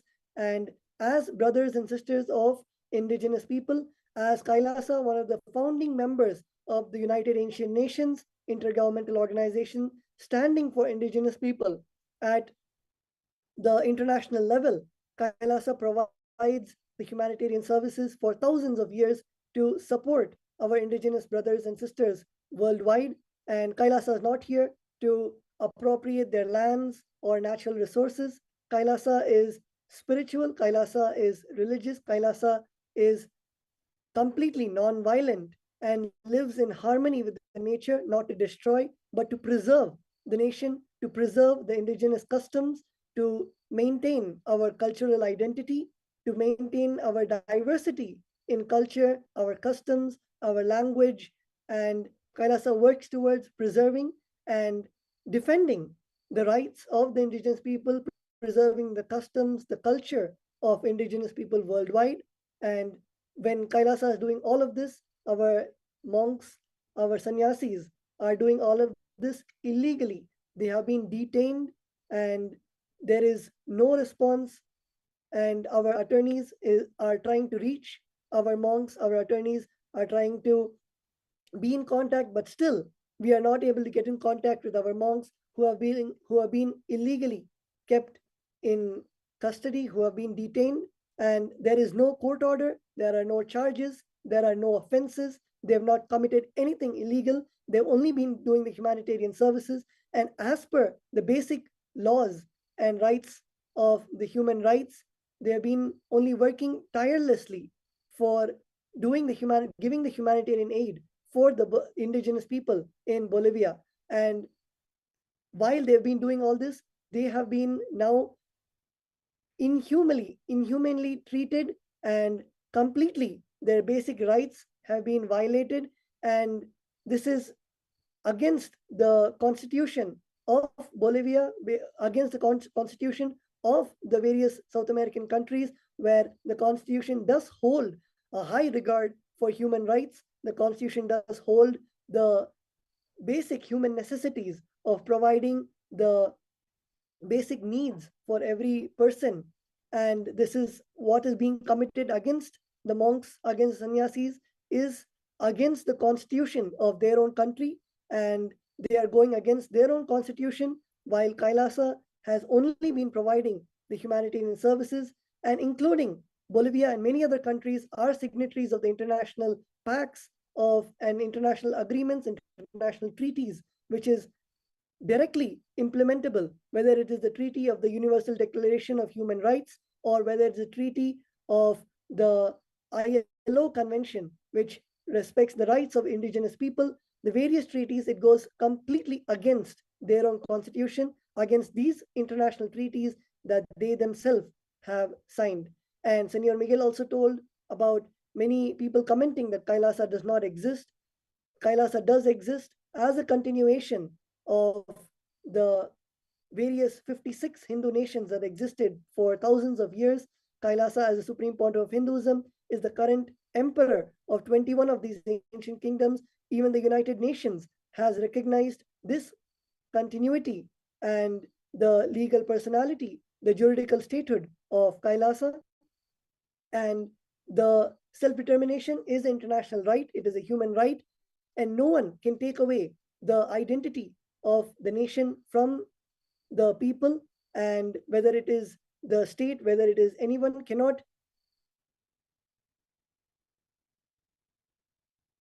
belittle the right of self-determination.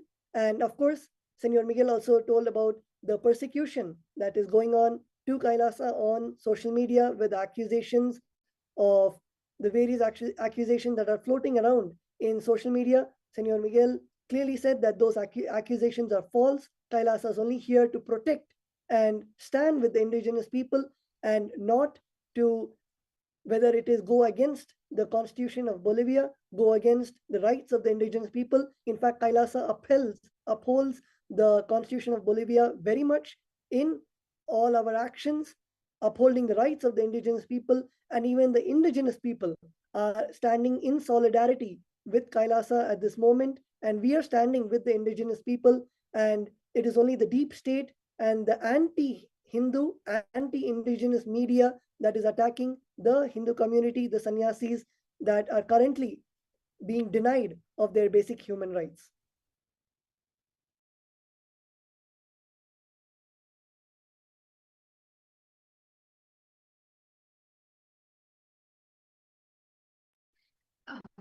Thank you so much, Senor Miguel. And because what right now the lawyer, Senor Miguel, had highlighted is very important, and I'd like to reiterate it. And I see so many people right now as we talk. I see so many tweets, so many people actively posting on social media. So many Hindus are coming together, and so many people from around the world are coming together. In fact, I see a lot of people from the South America that are joining here with us, that are also talking about the contributions and services that Kailasa Swamiji has been doing. And one important point that I'd like to highlight once again on what Senor Miguel had mentioned now is about how the sannyasis there, all the monks are being detained illegally without any kind of a explanation whatsoever. And like he said, that just based upon the hate speech, racist, anti-indigenous,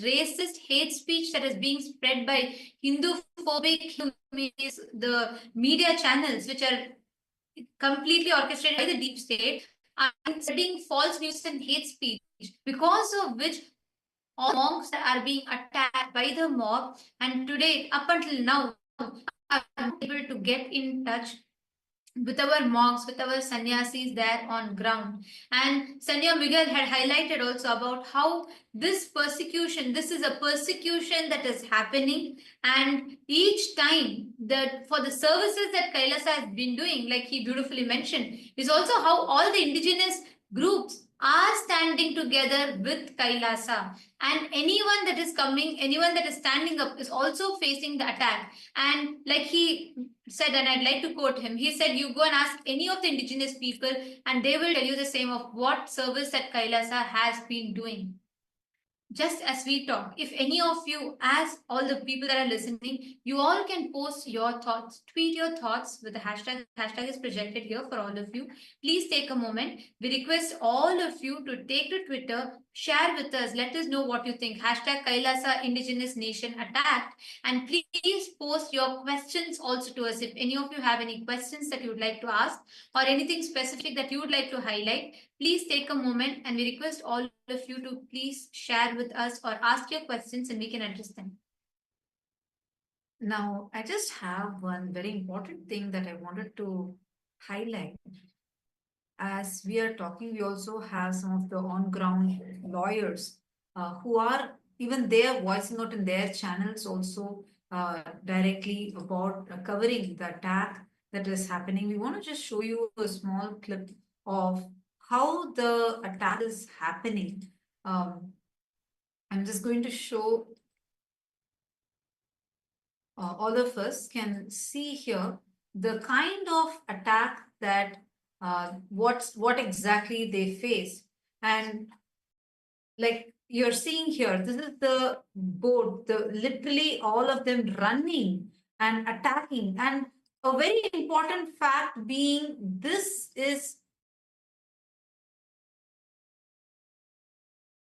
are not the people who are actually running and attacking, are not the indigenous people. That's one very important point to note. These people that you're seeing that who are actually attacking are the people who are put there, who look like the local people. See, the way how the attacks are usually done on the indigenous people has always been with a pattern. Actually, as I'm talking, you can see the various attorneys that are voicing out against this persecution, against this attack. You can see them talking, giving a clarity and sharing about what is the actual truth. What is exactly the real picture which the Hindu music, Hindu phobic media is trying to hide? You can see here, our monks are going where? We don't even know. Where are they being taken to? What's going on with them? Are they safe? We have no idea. And this you can see they're trying to fight for justice. And you can see here the monk is pleading them. He's asking, he's requesting to be let alone. And he's pleading them there, and there is no one to stand up. There is no one protecting the monks. And here we can see there are the news channels here who are also telling about the persecution and the attack that currently our monks are facing. And here you can see the people covering on ground, and they have our female monks. Their location, the monastery campus has been. Yeah, this exact clipping is right now. You can see it's night time. Monks are there alone. We are only seeing uniformed men, armed men that are there. We are not allowed inside. The lawyers are not being allowed inside. There are some press channels that are there. They are able to cover, but we are not allowed to even send. Our lawyers are not being allowed inside. What is going on? How is this right? You can see here, right here, you can see this is one of our female monks who is actually being forcefully taken, detained, illegally detained. How can they detain them? There is no complaint, there is no kind of a court order, there is no arrest warrant. How can they detain them? We do not know. We are not able to ask. Even our lawyers, as he just came, as one of the attorneys just came and expressed here, even they are not able to do anything. They are trying their level best. They're trying to approach various courts, various things, trying to take legal actions, but we do not know. You can see here how the monks are being mobbed. We have no contact. We are not able to see where our monks are. We are not able to see, we are not able to know any detail about them. We do not know what is happening to our monks. We do not know what if they are safe. We do not know any of this news and information. And here you all can see how our monks are being detained. They are being taken illegally. We do not know what is happening to them. They are being illegally detained and kidnapped. Like Sanya Miguel, a lawyer, just highlighted importantly, there is no kind of there's no ground for any kind of arrest or anything to happen to them, because they have been doing the service. They are volunteers, and all of them illegally have been kept detained, and completely the phobic Hinduistic racist elements are attacking our monks. And you can see how they are mobbed by the media. And how can they be? You can hear literally the news fogging at them. And this is one clip we have. We are not able to access them. We have been trying constantly. We are trying to somehow get in touch with them. We do not know. And actually, as sannyasis, I want to highlight something here. We are pure vegetarians. We do not eat any other food, any other water. We don't drink any other water, because for us, this the vows of brahmacharya are so important, the 5 vows that we take. And the aparigraha is very, very, very important. We do not eat without doing puja. We do not eat any random food. That is no. We have specific sattvic diet. We only follow that. If otherwise, they may just be hungry. So that is what is also one of the concerns we have, because we don't know where they have been taken to. Where are they? What food they have? They are not even given access to their own personal documents. They do not have their documents, their passports, their phones with them. So it's very seriously concerning. How can it happen right now? That is what is like the most serious part here, is where you can see here you're seeing Mr. Javier, who is actually one of the attorneys who's on ground trying to fight for justice, trying to try all the legal ways to somehow fight for the justice for the people, the monks, and their lives, which are at stake right now. And you can see here, You can see our monks are being taken, and up until now, the lawyer, Senor Javier, is live on their national media requesting and asking, pleading that we be led to meet our sannyasis. We are not able to meet them.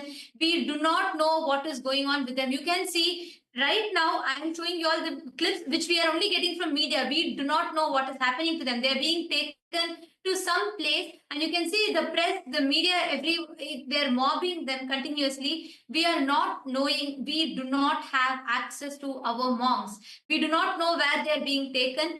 We do not know what is happening to them. These are just innocent monks that were there only serving the people, only doing good to humanity, and we have no idea of what is happening. And they are being attacked. Our lawyer, Senor Javier, is speaking on the live national international media channels, and he's also requesting, highlighting the persecution that we are being subject to.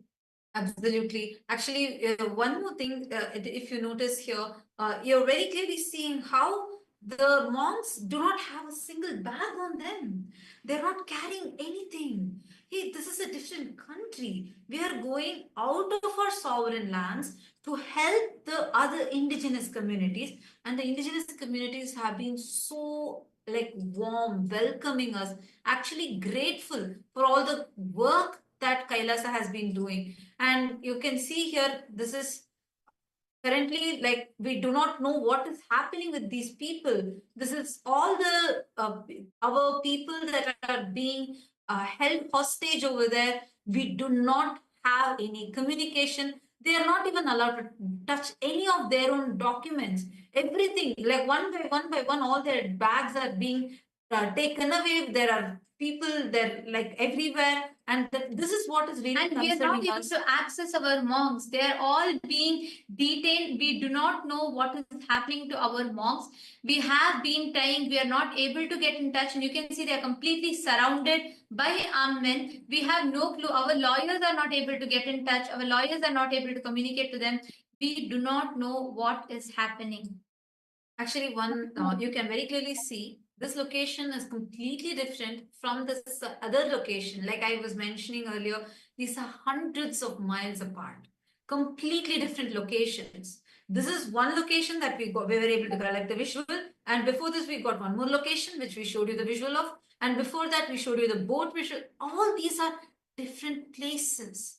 And everywhere they're identifying our sannyasis, they're identifying our people, and this is not just our people, any of the indigenous people and the indigenous people who are supporting the others. So these type of people are being targeted, and all of them are suddenly they're just disappearing from the world because all communications are lost. And we are at this situation right now. Till now, this is going on for the last few days, and today it's gone to the peak where absolutely communication is cut off, and we need to raise our voice to actually amplify our voices to really be able to reach them, to really be able to see what's actually happening. Are they safe?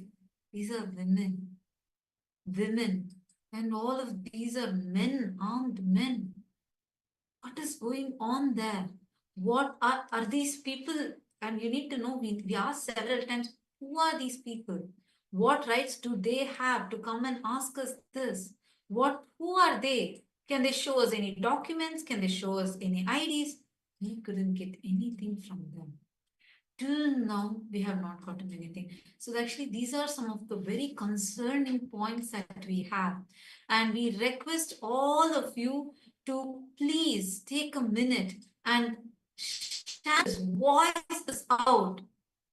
Ma Atmarupa is posting saying this is a completely total nonsense. Exactly. And Ma Nitya Atmarupa, it's right now the way it's happening, there's no logical sense. There's no justification someone can even give.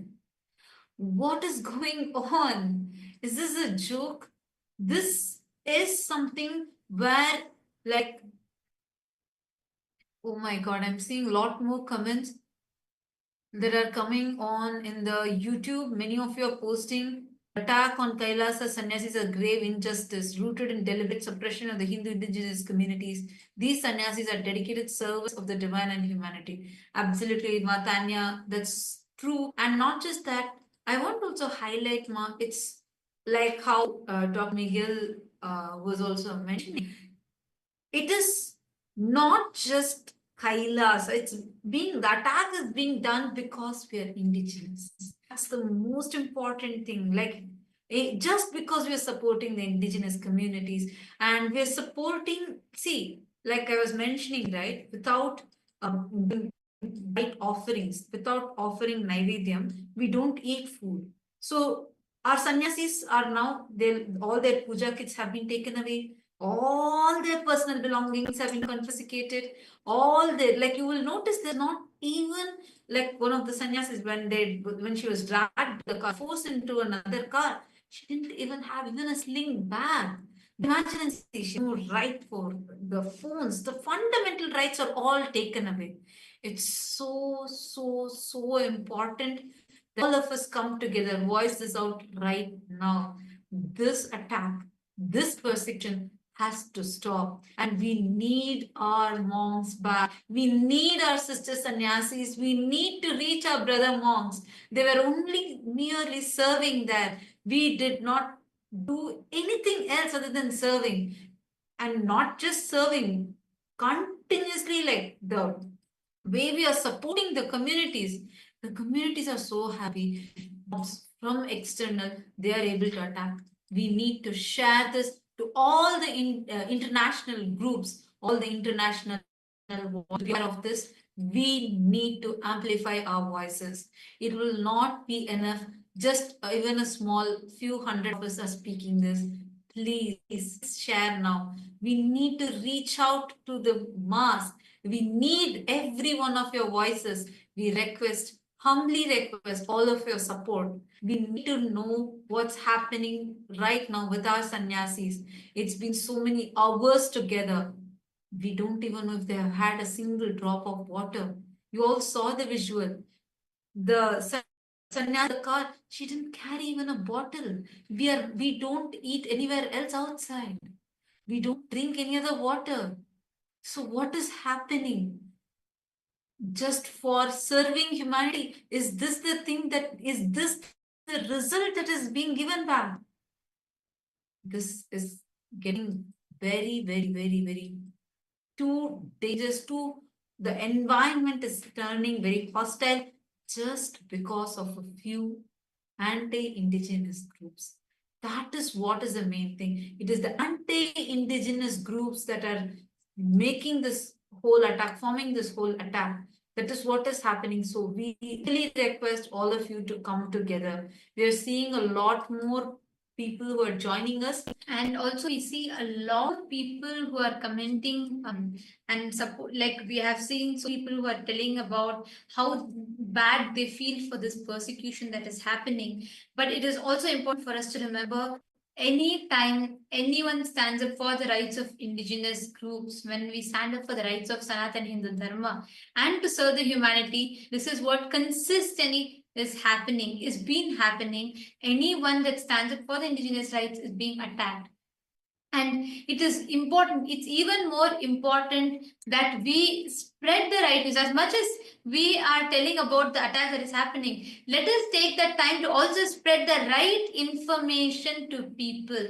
Let us spread the right information so people understand, so people know the facts. Right now, our cities' lives are in danger, they are at risk.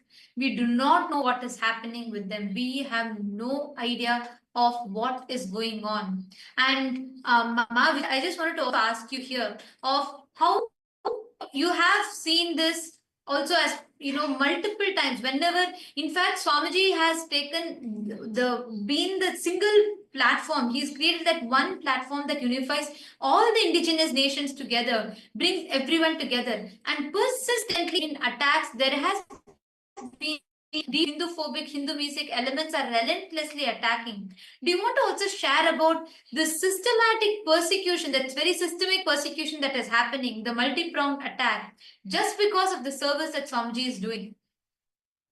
Yes, absolutely, ma'am. If we look at the 2010 persecution, this is exactly how it started. It all started with the Hindu music, Hindu-phobic media, racist media, who basically just spread disinformation, lies about Swamiji, about the work that he's doing, all kinds of lies, so basically inciting hate in the public. And this is exactly what is happening here.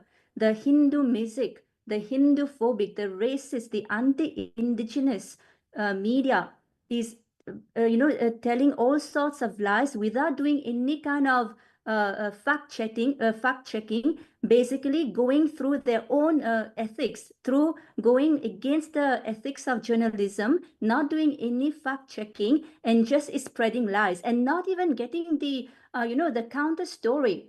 Just trying to show one side of the story, and not interviewing, asking the people on ground, the indigenous people who have been benefiting from the services of KAILASA.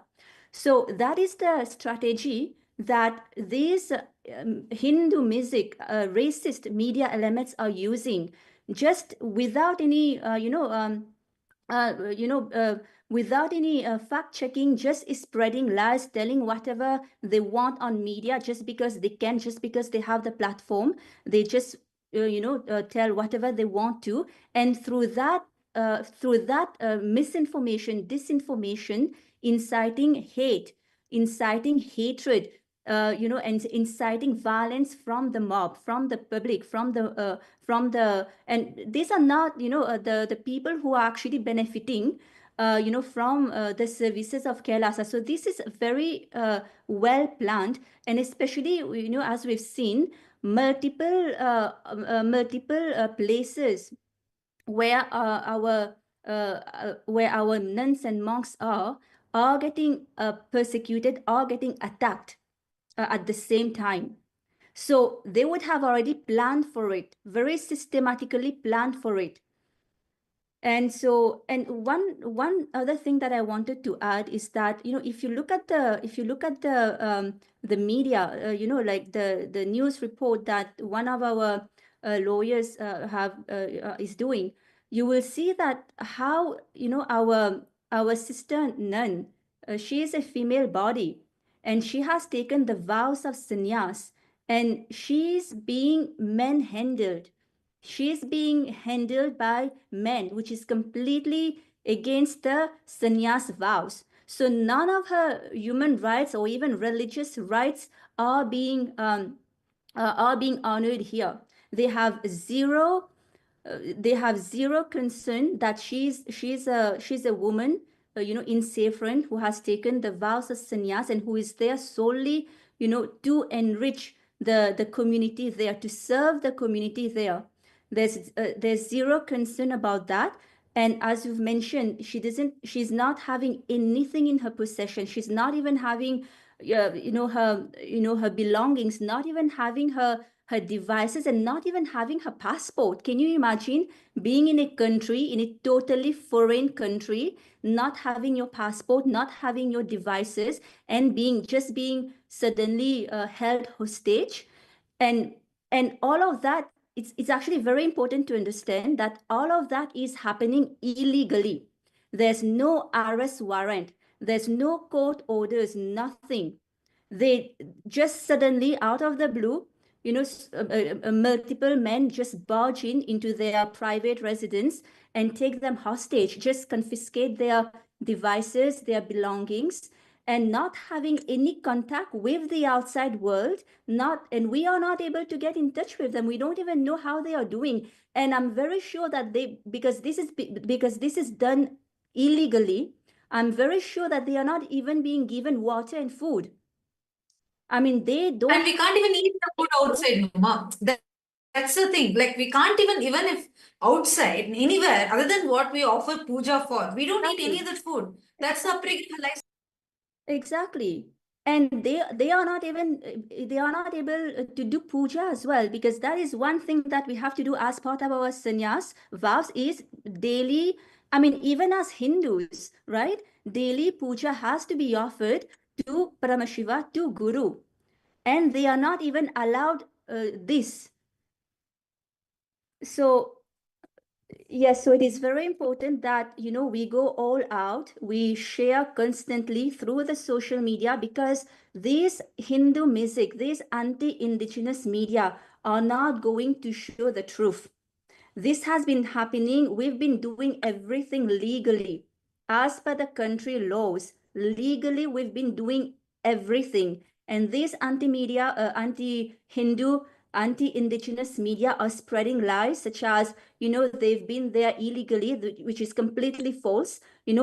Everybody has the proper visa that they have to. They have everything that is required to be there. Everything is being done as per the country law. But these Hindu music, anti-indigenous media is spreading lies and ultimately incite, because that is their purpose. They want to incite hate, and they want to actually break the confidence that KAILASA is giving to these indigenous people. Because see, Exactly. these indigenous people have been empowered so much. Actually, if you see, when these indigenous people, they come to our ecosystem, they are so enriched, they are so left in awe, because they feel so much grateful actually to Swamiji, to KAILASA, to show them that, hey, they can revive their culture, their tradition, just like how Swamiji has done for the Hindu indigenous people. And so they have gotten the confidence to do that for them as well.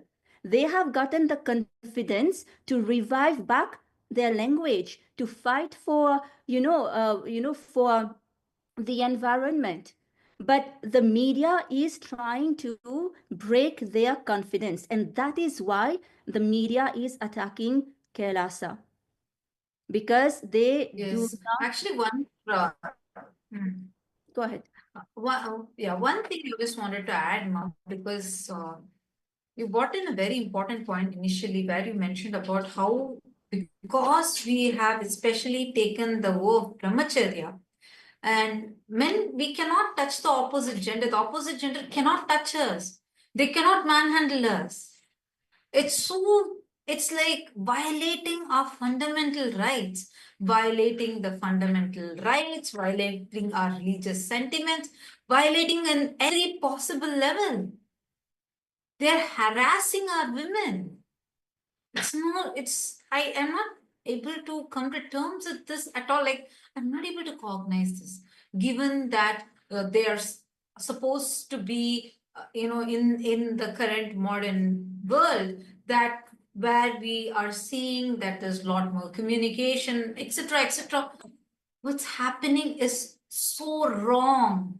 I do not know how to articulate the emotion that I'm feeling right now, but this is not okay.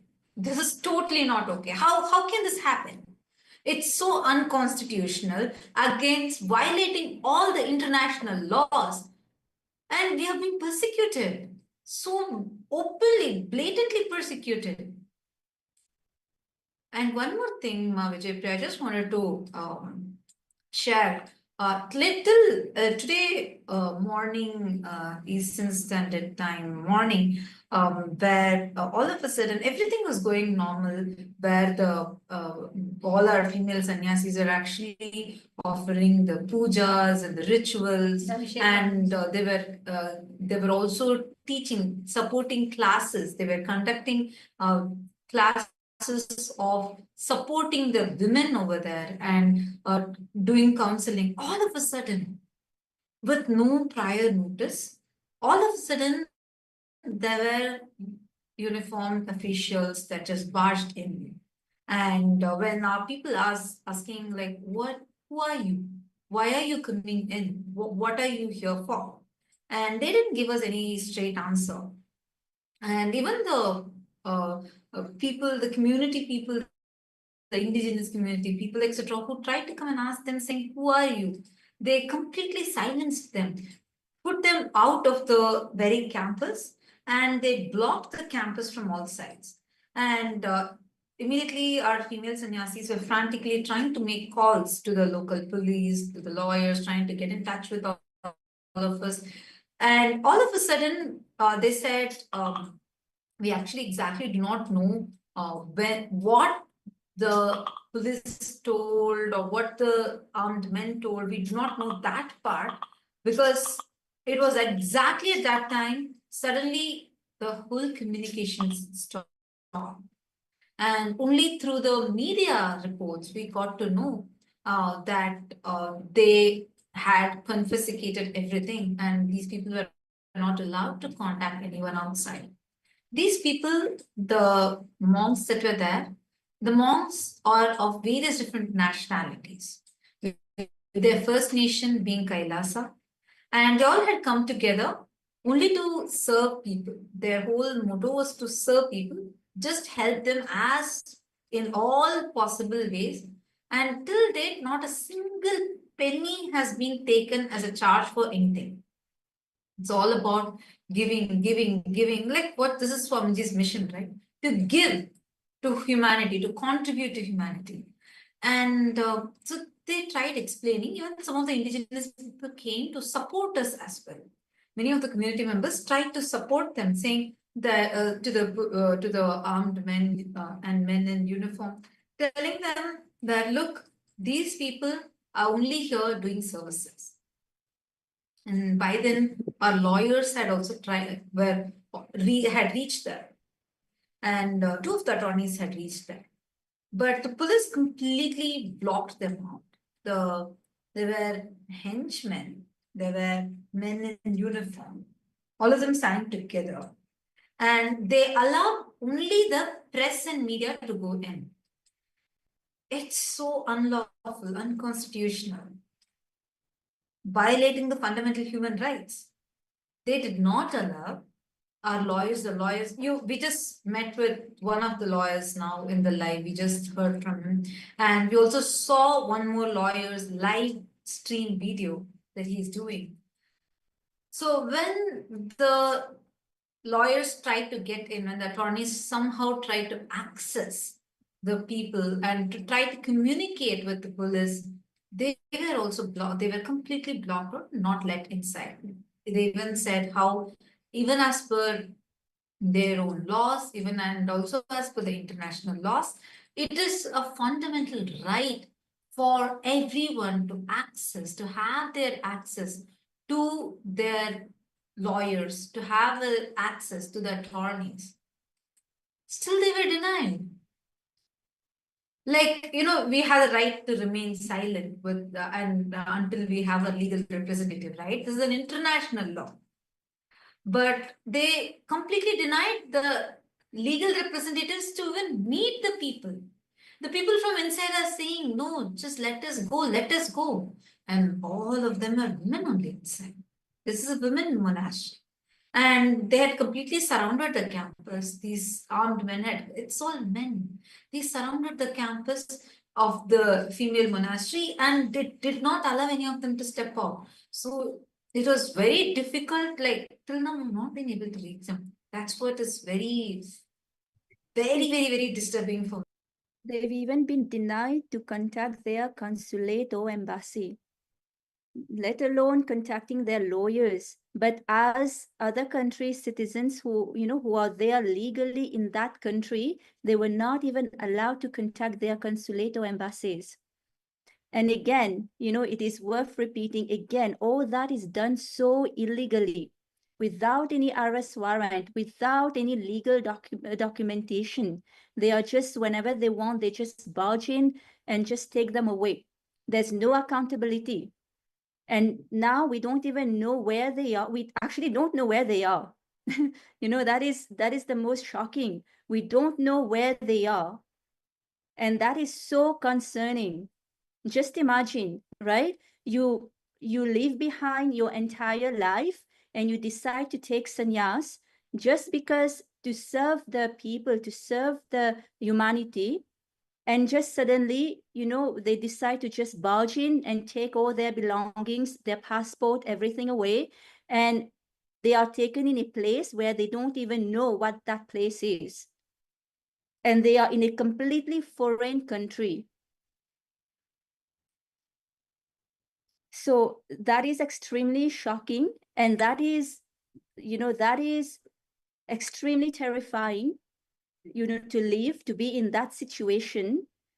And I mean, I can't imagine what they are going through right now. It must be absolutely horrible, not having any water, not having any food, not having any belongings, nothing with them, in a completely unknown place, and not knowing who are the people around them. I mean, these are deep state people. If they are doing things illegally, they are people who are, these are deep state anti-Hindu, anti-Mesic, anti-Indigenous elements.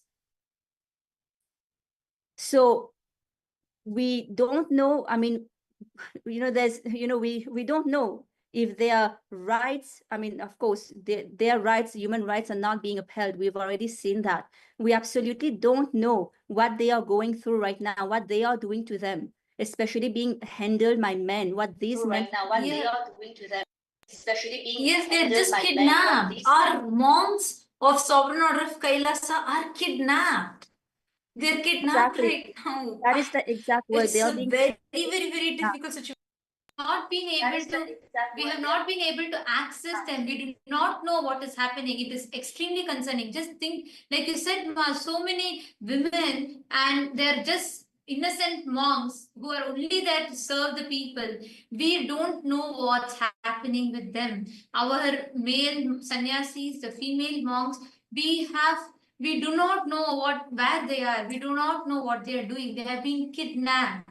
They have been illegally detained. There is no permission. There is no authority. Whatever is happening to them is illegal. There is no grounds, legal grounds, moral grounds, humanitarian grounds. On any of these levels, it's not fair, to say the least. Because what's happening to them right now, it's completely violating their fundamental human right. They are not allowed access to lawyers. They are not allowed to have access. They're not allowed to speak to their lawyers. None of this has been allowed, and they've all been illegally taken away somewhere. We do not know where they have gone. Actually, this is one more thing, Ma Vijaypriya and Nithyananda. The one thing this reminds me of is, when we were doing a detailed, deep study on how the indigenous nations have all been attacked. Many of the indigenous communities have literally been wiped off. They don't exist anymore because they've been brutally attacked, persecuted. And the pattern in which they do is like always, there is the Western aggressors who have the anti-indigenous aggressors who somehow want to break these indigenous communities. So what they do is they identify some of the people who are looking like the local indigenous, and they brainwash those people. So and they make them to go and attack. Are you understanding? This has been a pattern.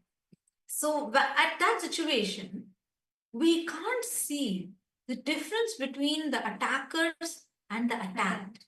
So when we can't see the difference, who is the person who's attacking? Because we all look similar. If you see there, it'll feel like, oh, is it the indigenous people or is it some other henchman?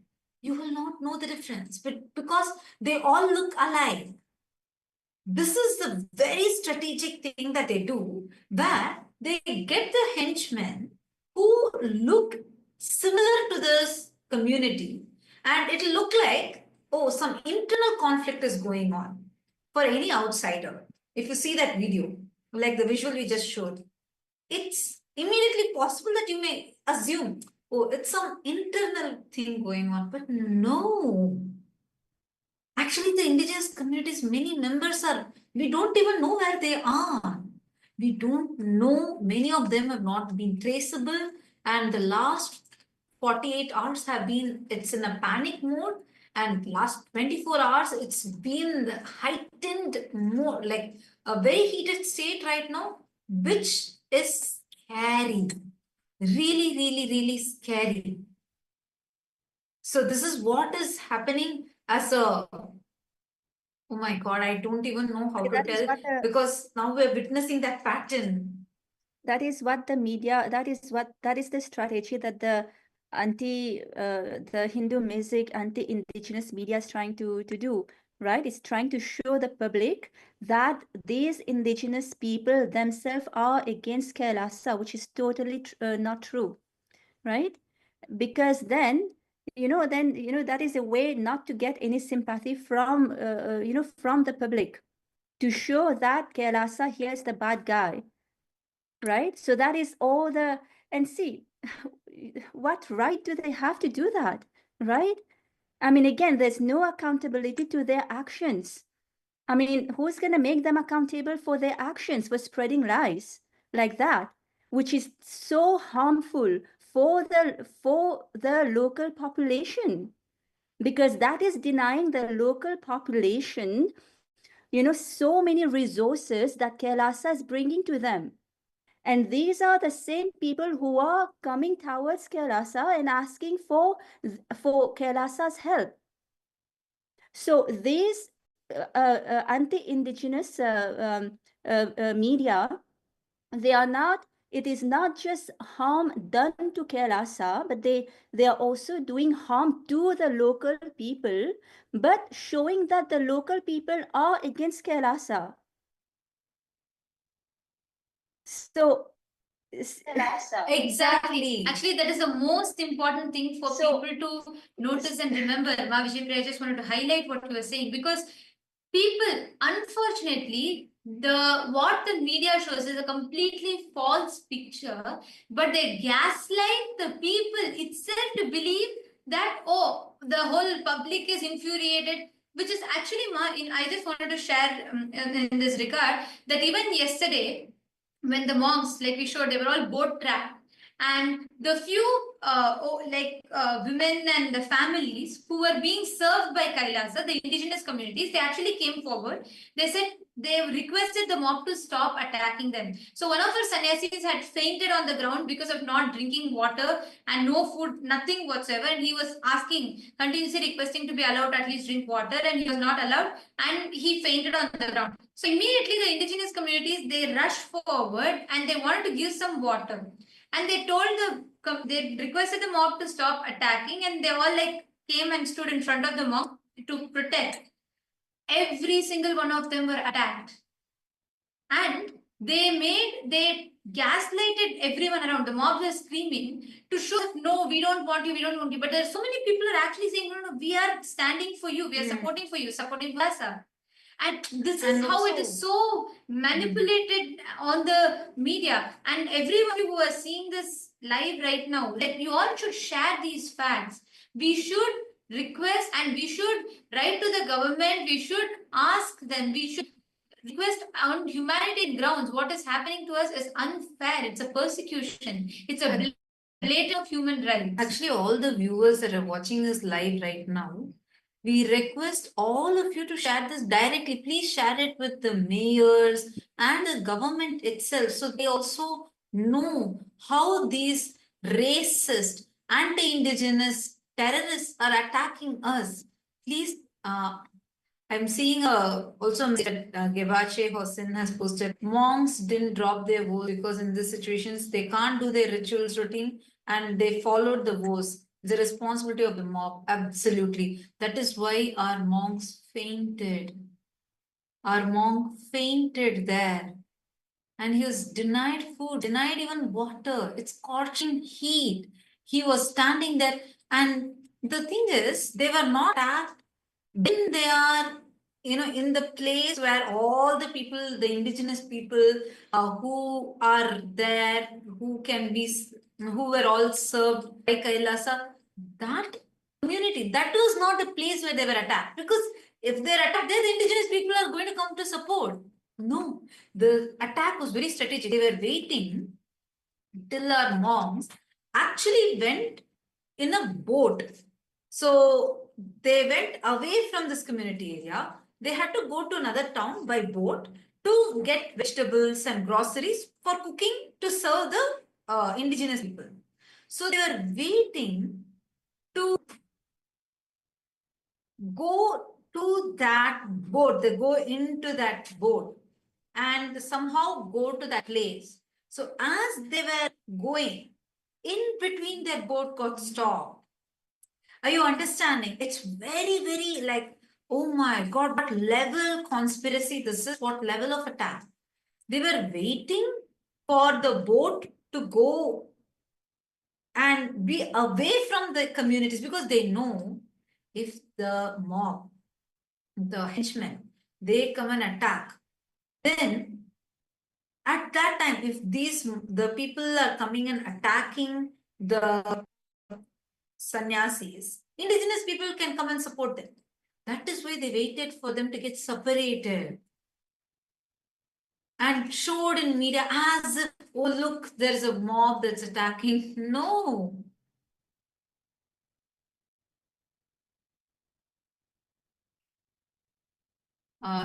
Terapia Na Rede has posted, Nithyanandam, some of the people in photos are my friends and then went to the Paramashivoham, which I was getting ready to participate. I'm very worried. I live in Brazil. We need, yes, you're right. And these are the people who have been supporting the people, trying to support everyone, every of the participants, even in the Paramashivoham, everything. So that is why we are saying its situation just getting really, really bad. Sorry, Mahavichapriya, go ahead. No, I just wanted to share that it is very, very important that all the viewers understand the gravity of the situation. It is an extremely bad situation in which our nuns and monks are in right now. We don't even know if they are alive. We've not been able to reach out to them at all. We don't know where they are. So this is, a request to all the viewers to actively reach out to all the mayors, to all the government officials, and tell them what persecution we are going through, and which is completely illegal. Again, there's been no arrest warrant. Suddenly, they are just taken hostage. They are just kidnapped when their only motive was to do good to the society there. So it is very, very, very, very important that we understand this and we actively reach out without delay to all the government officials in the country, all the mayors, and make them understand what kind of persecution is happening. So yes, that's what I wanted to add. Absolutely. I'm also seeing comment in comment by Ma Terapia na Rede. Sorry, I hope I'm pronouncing your name right. You're saying maybe it's time to use my Lord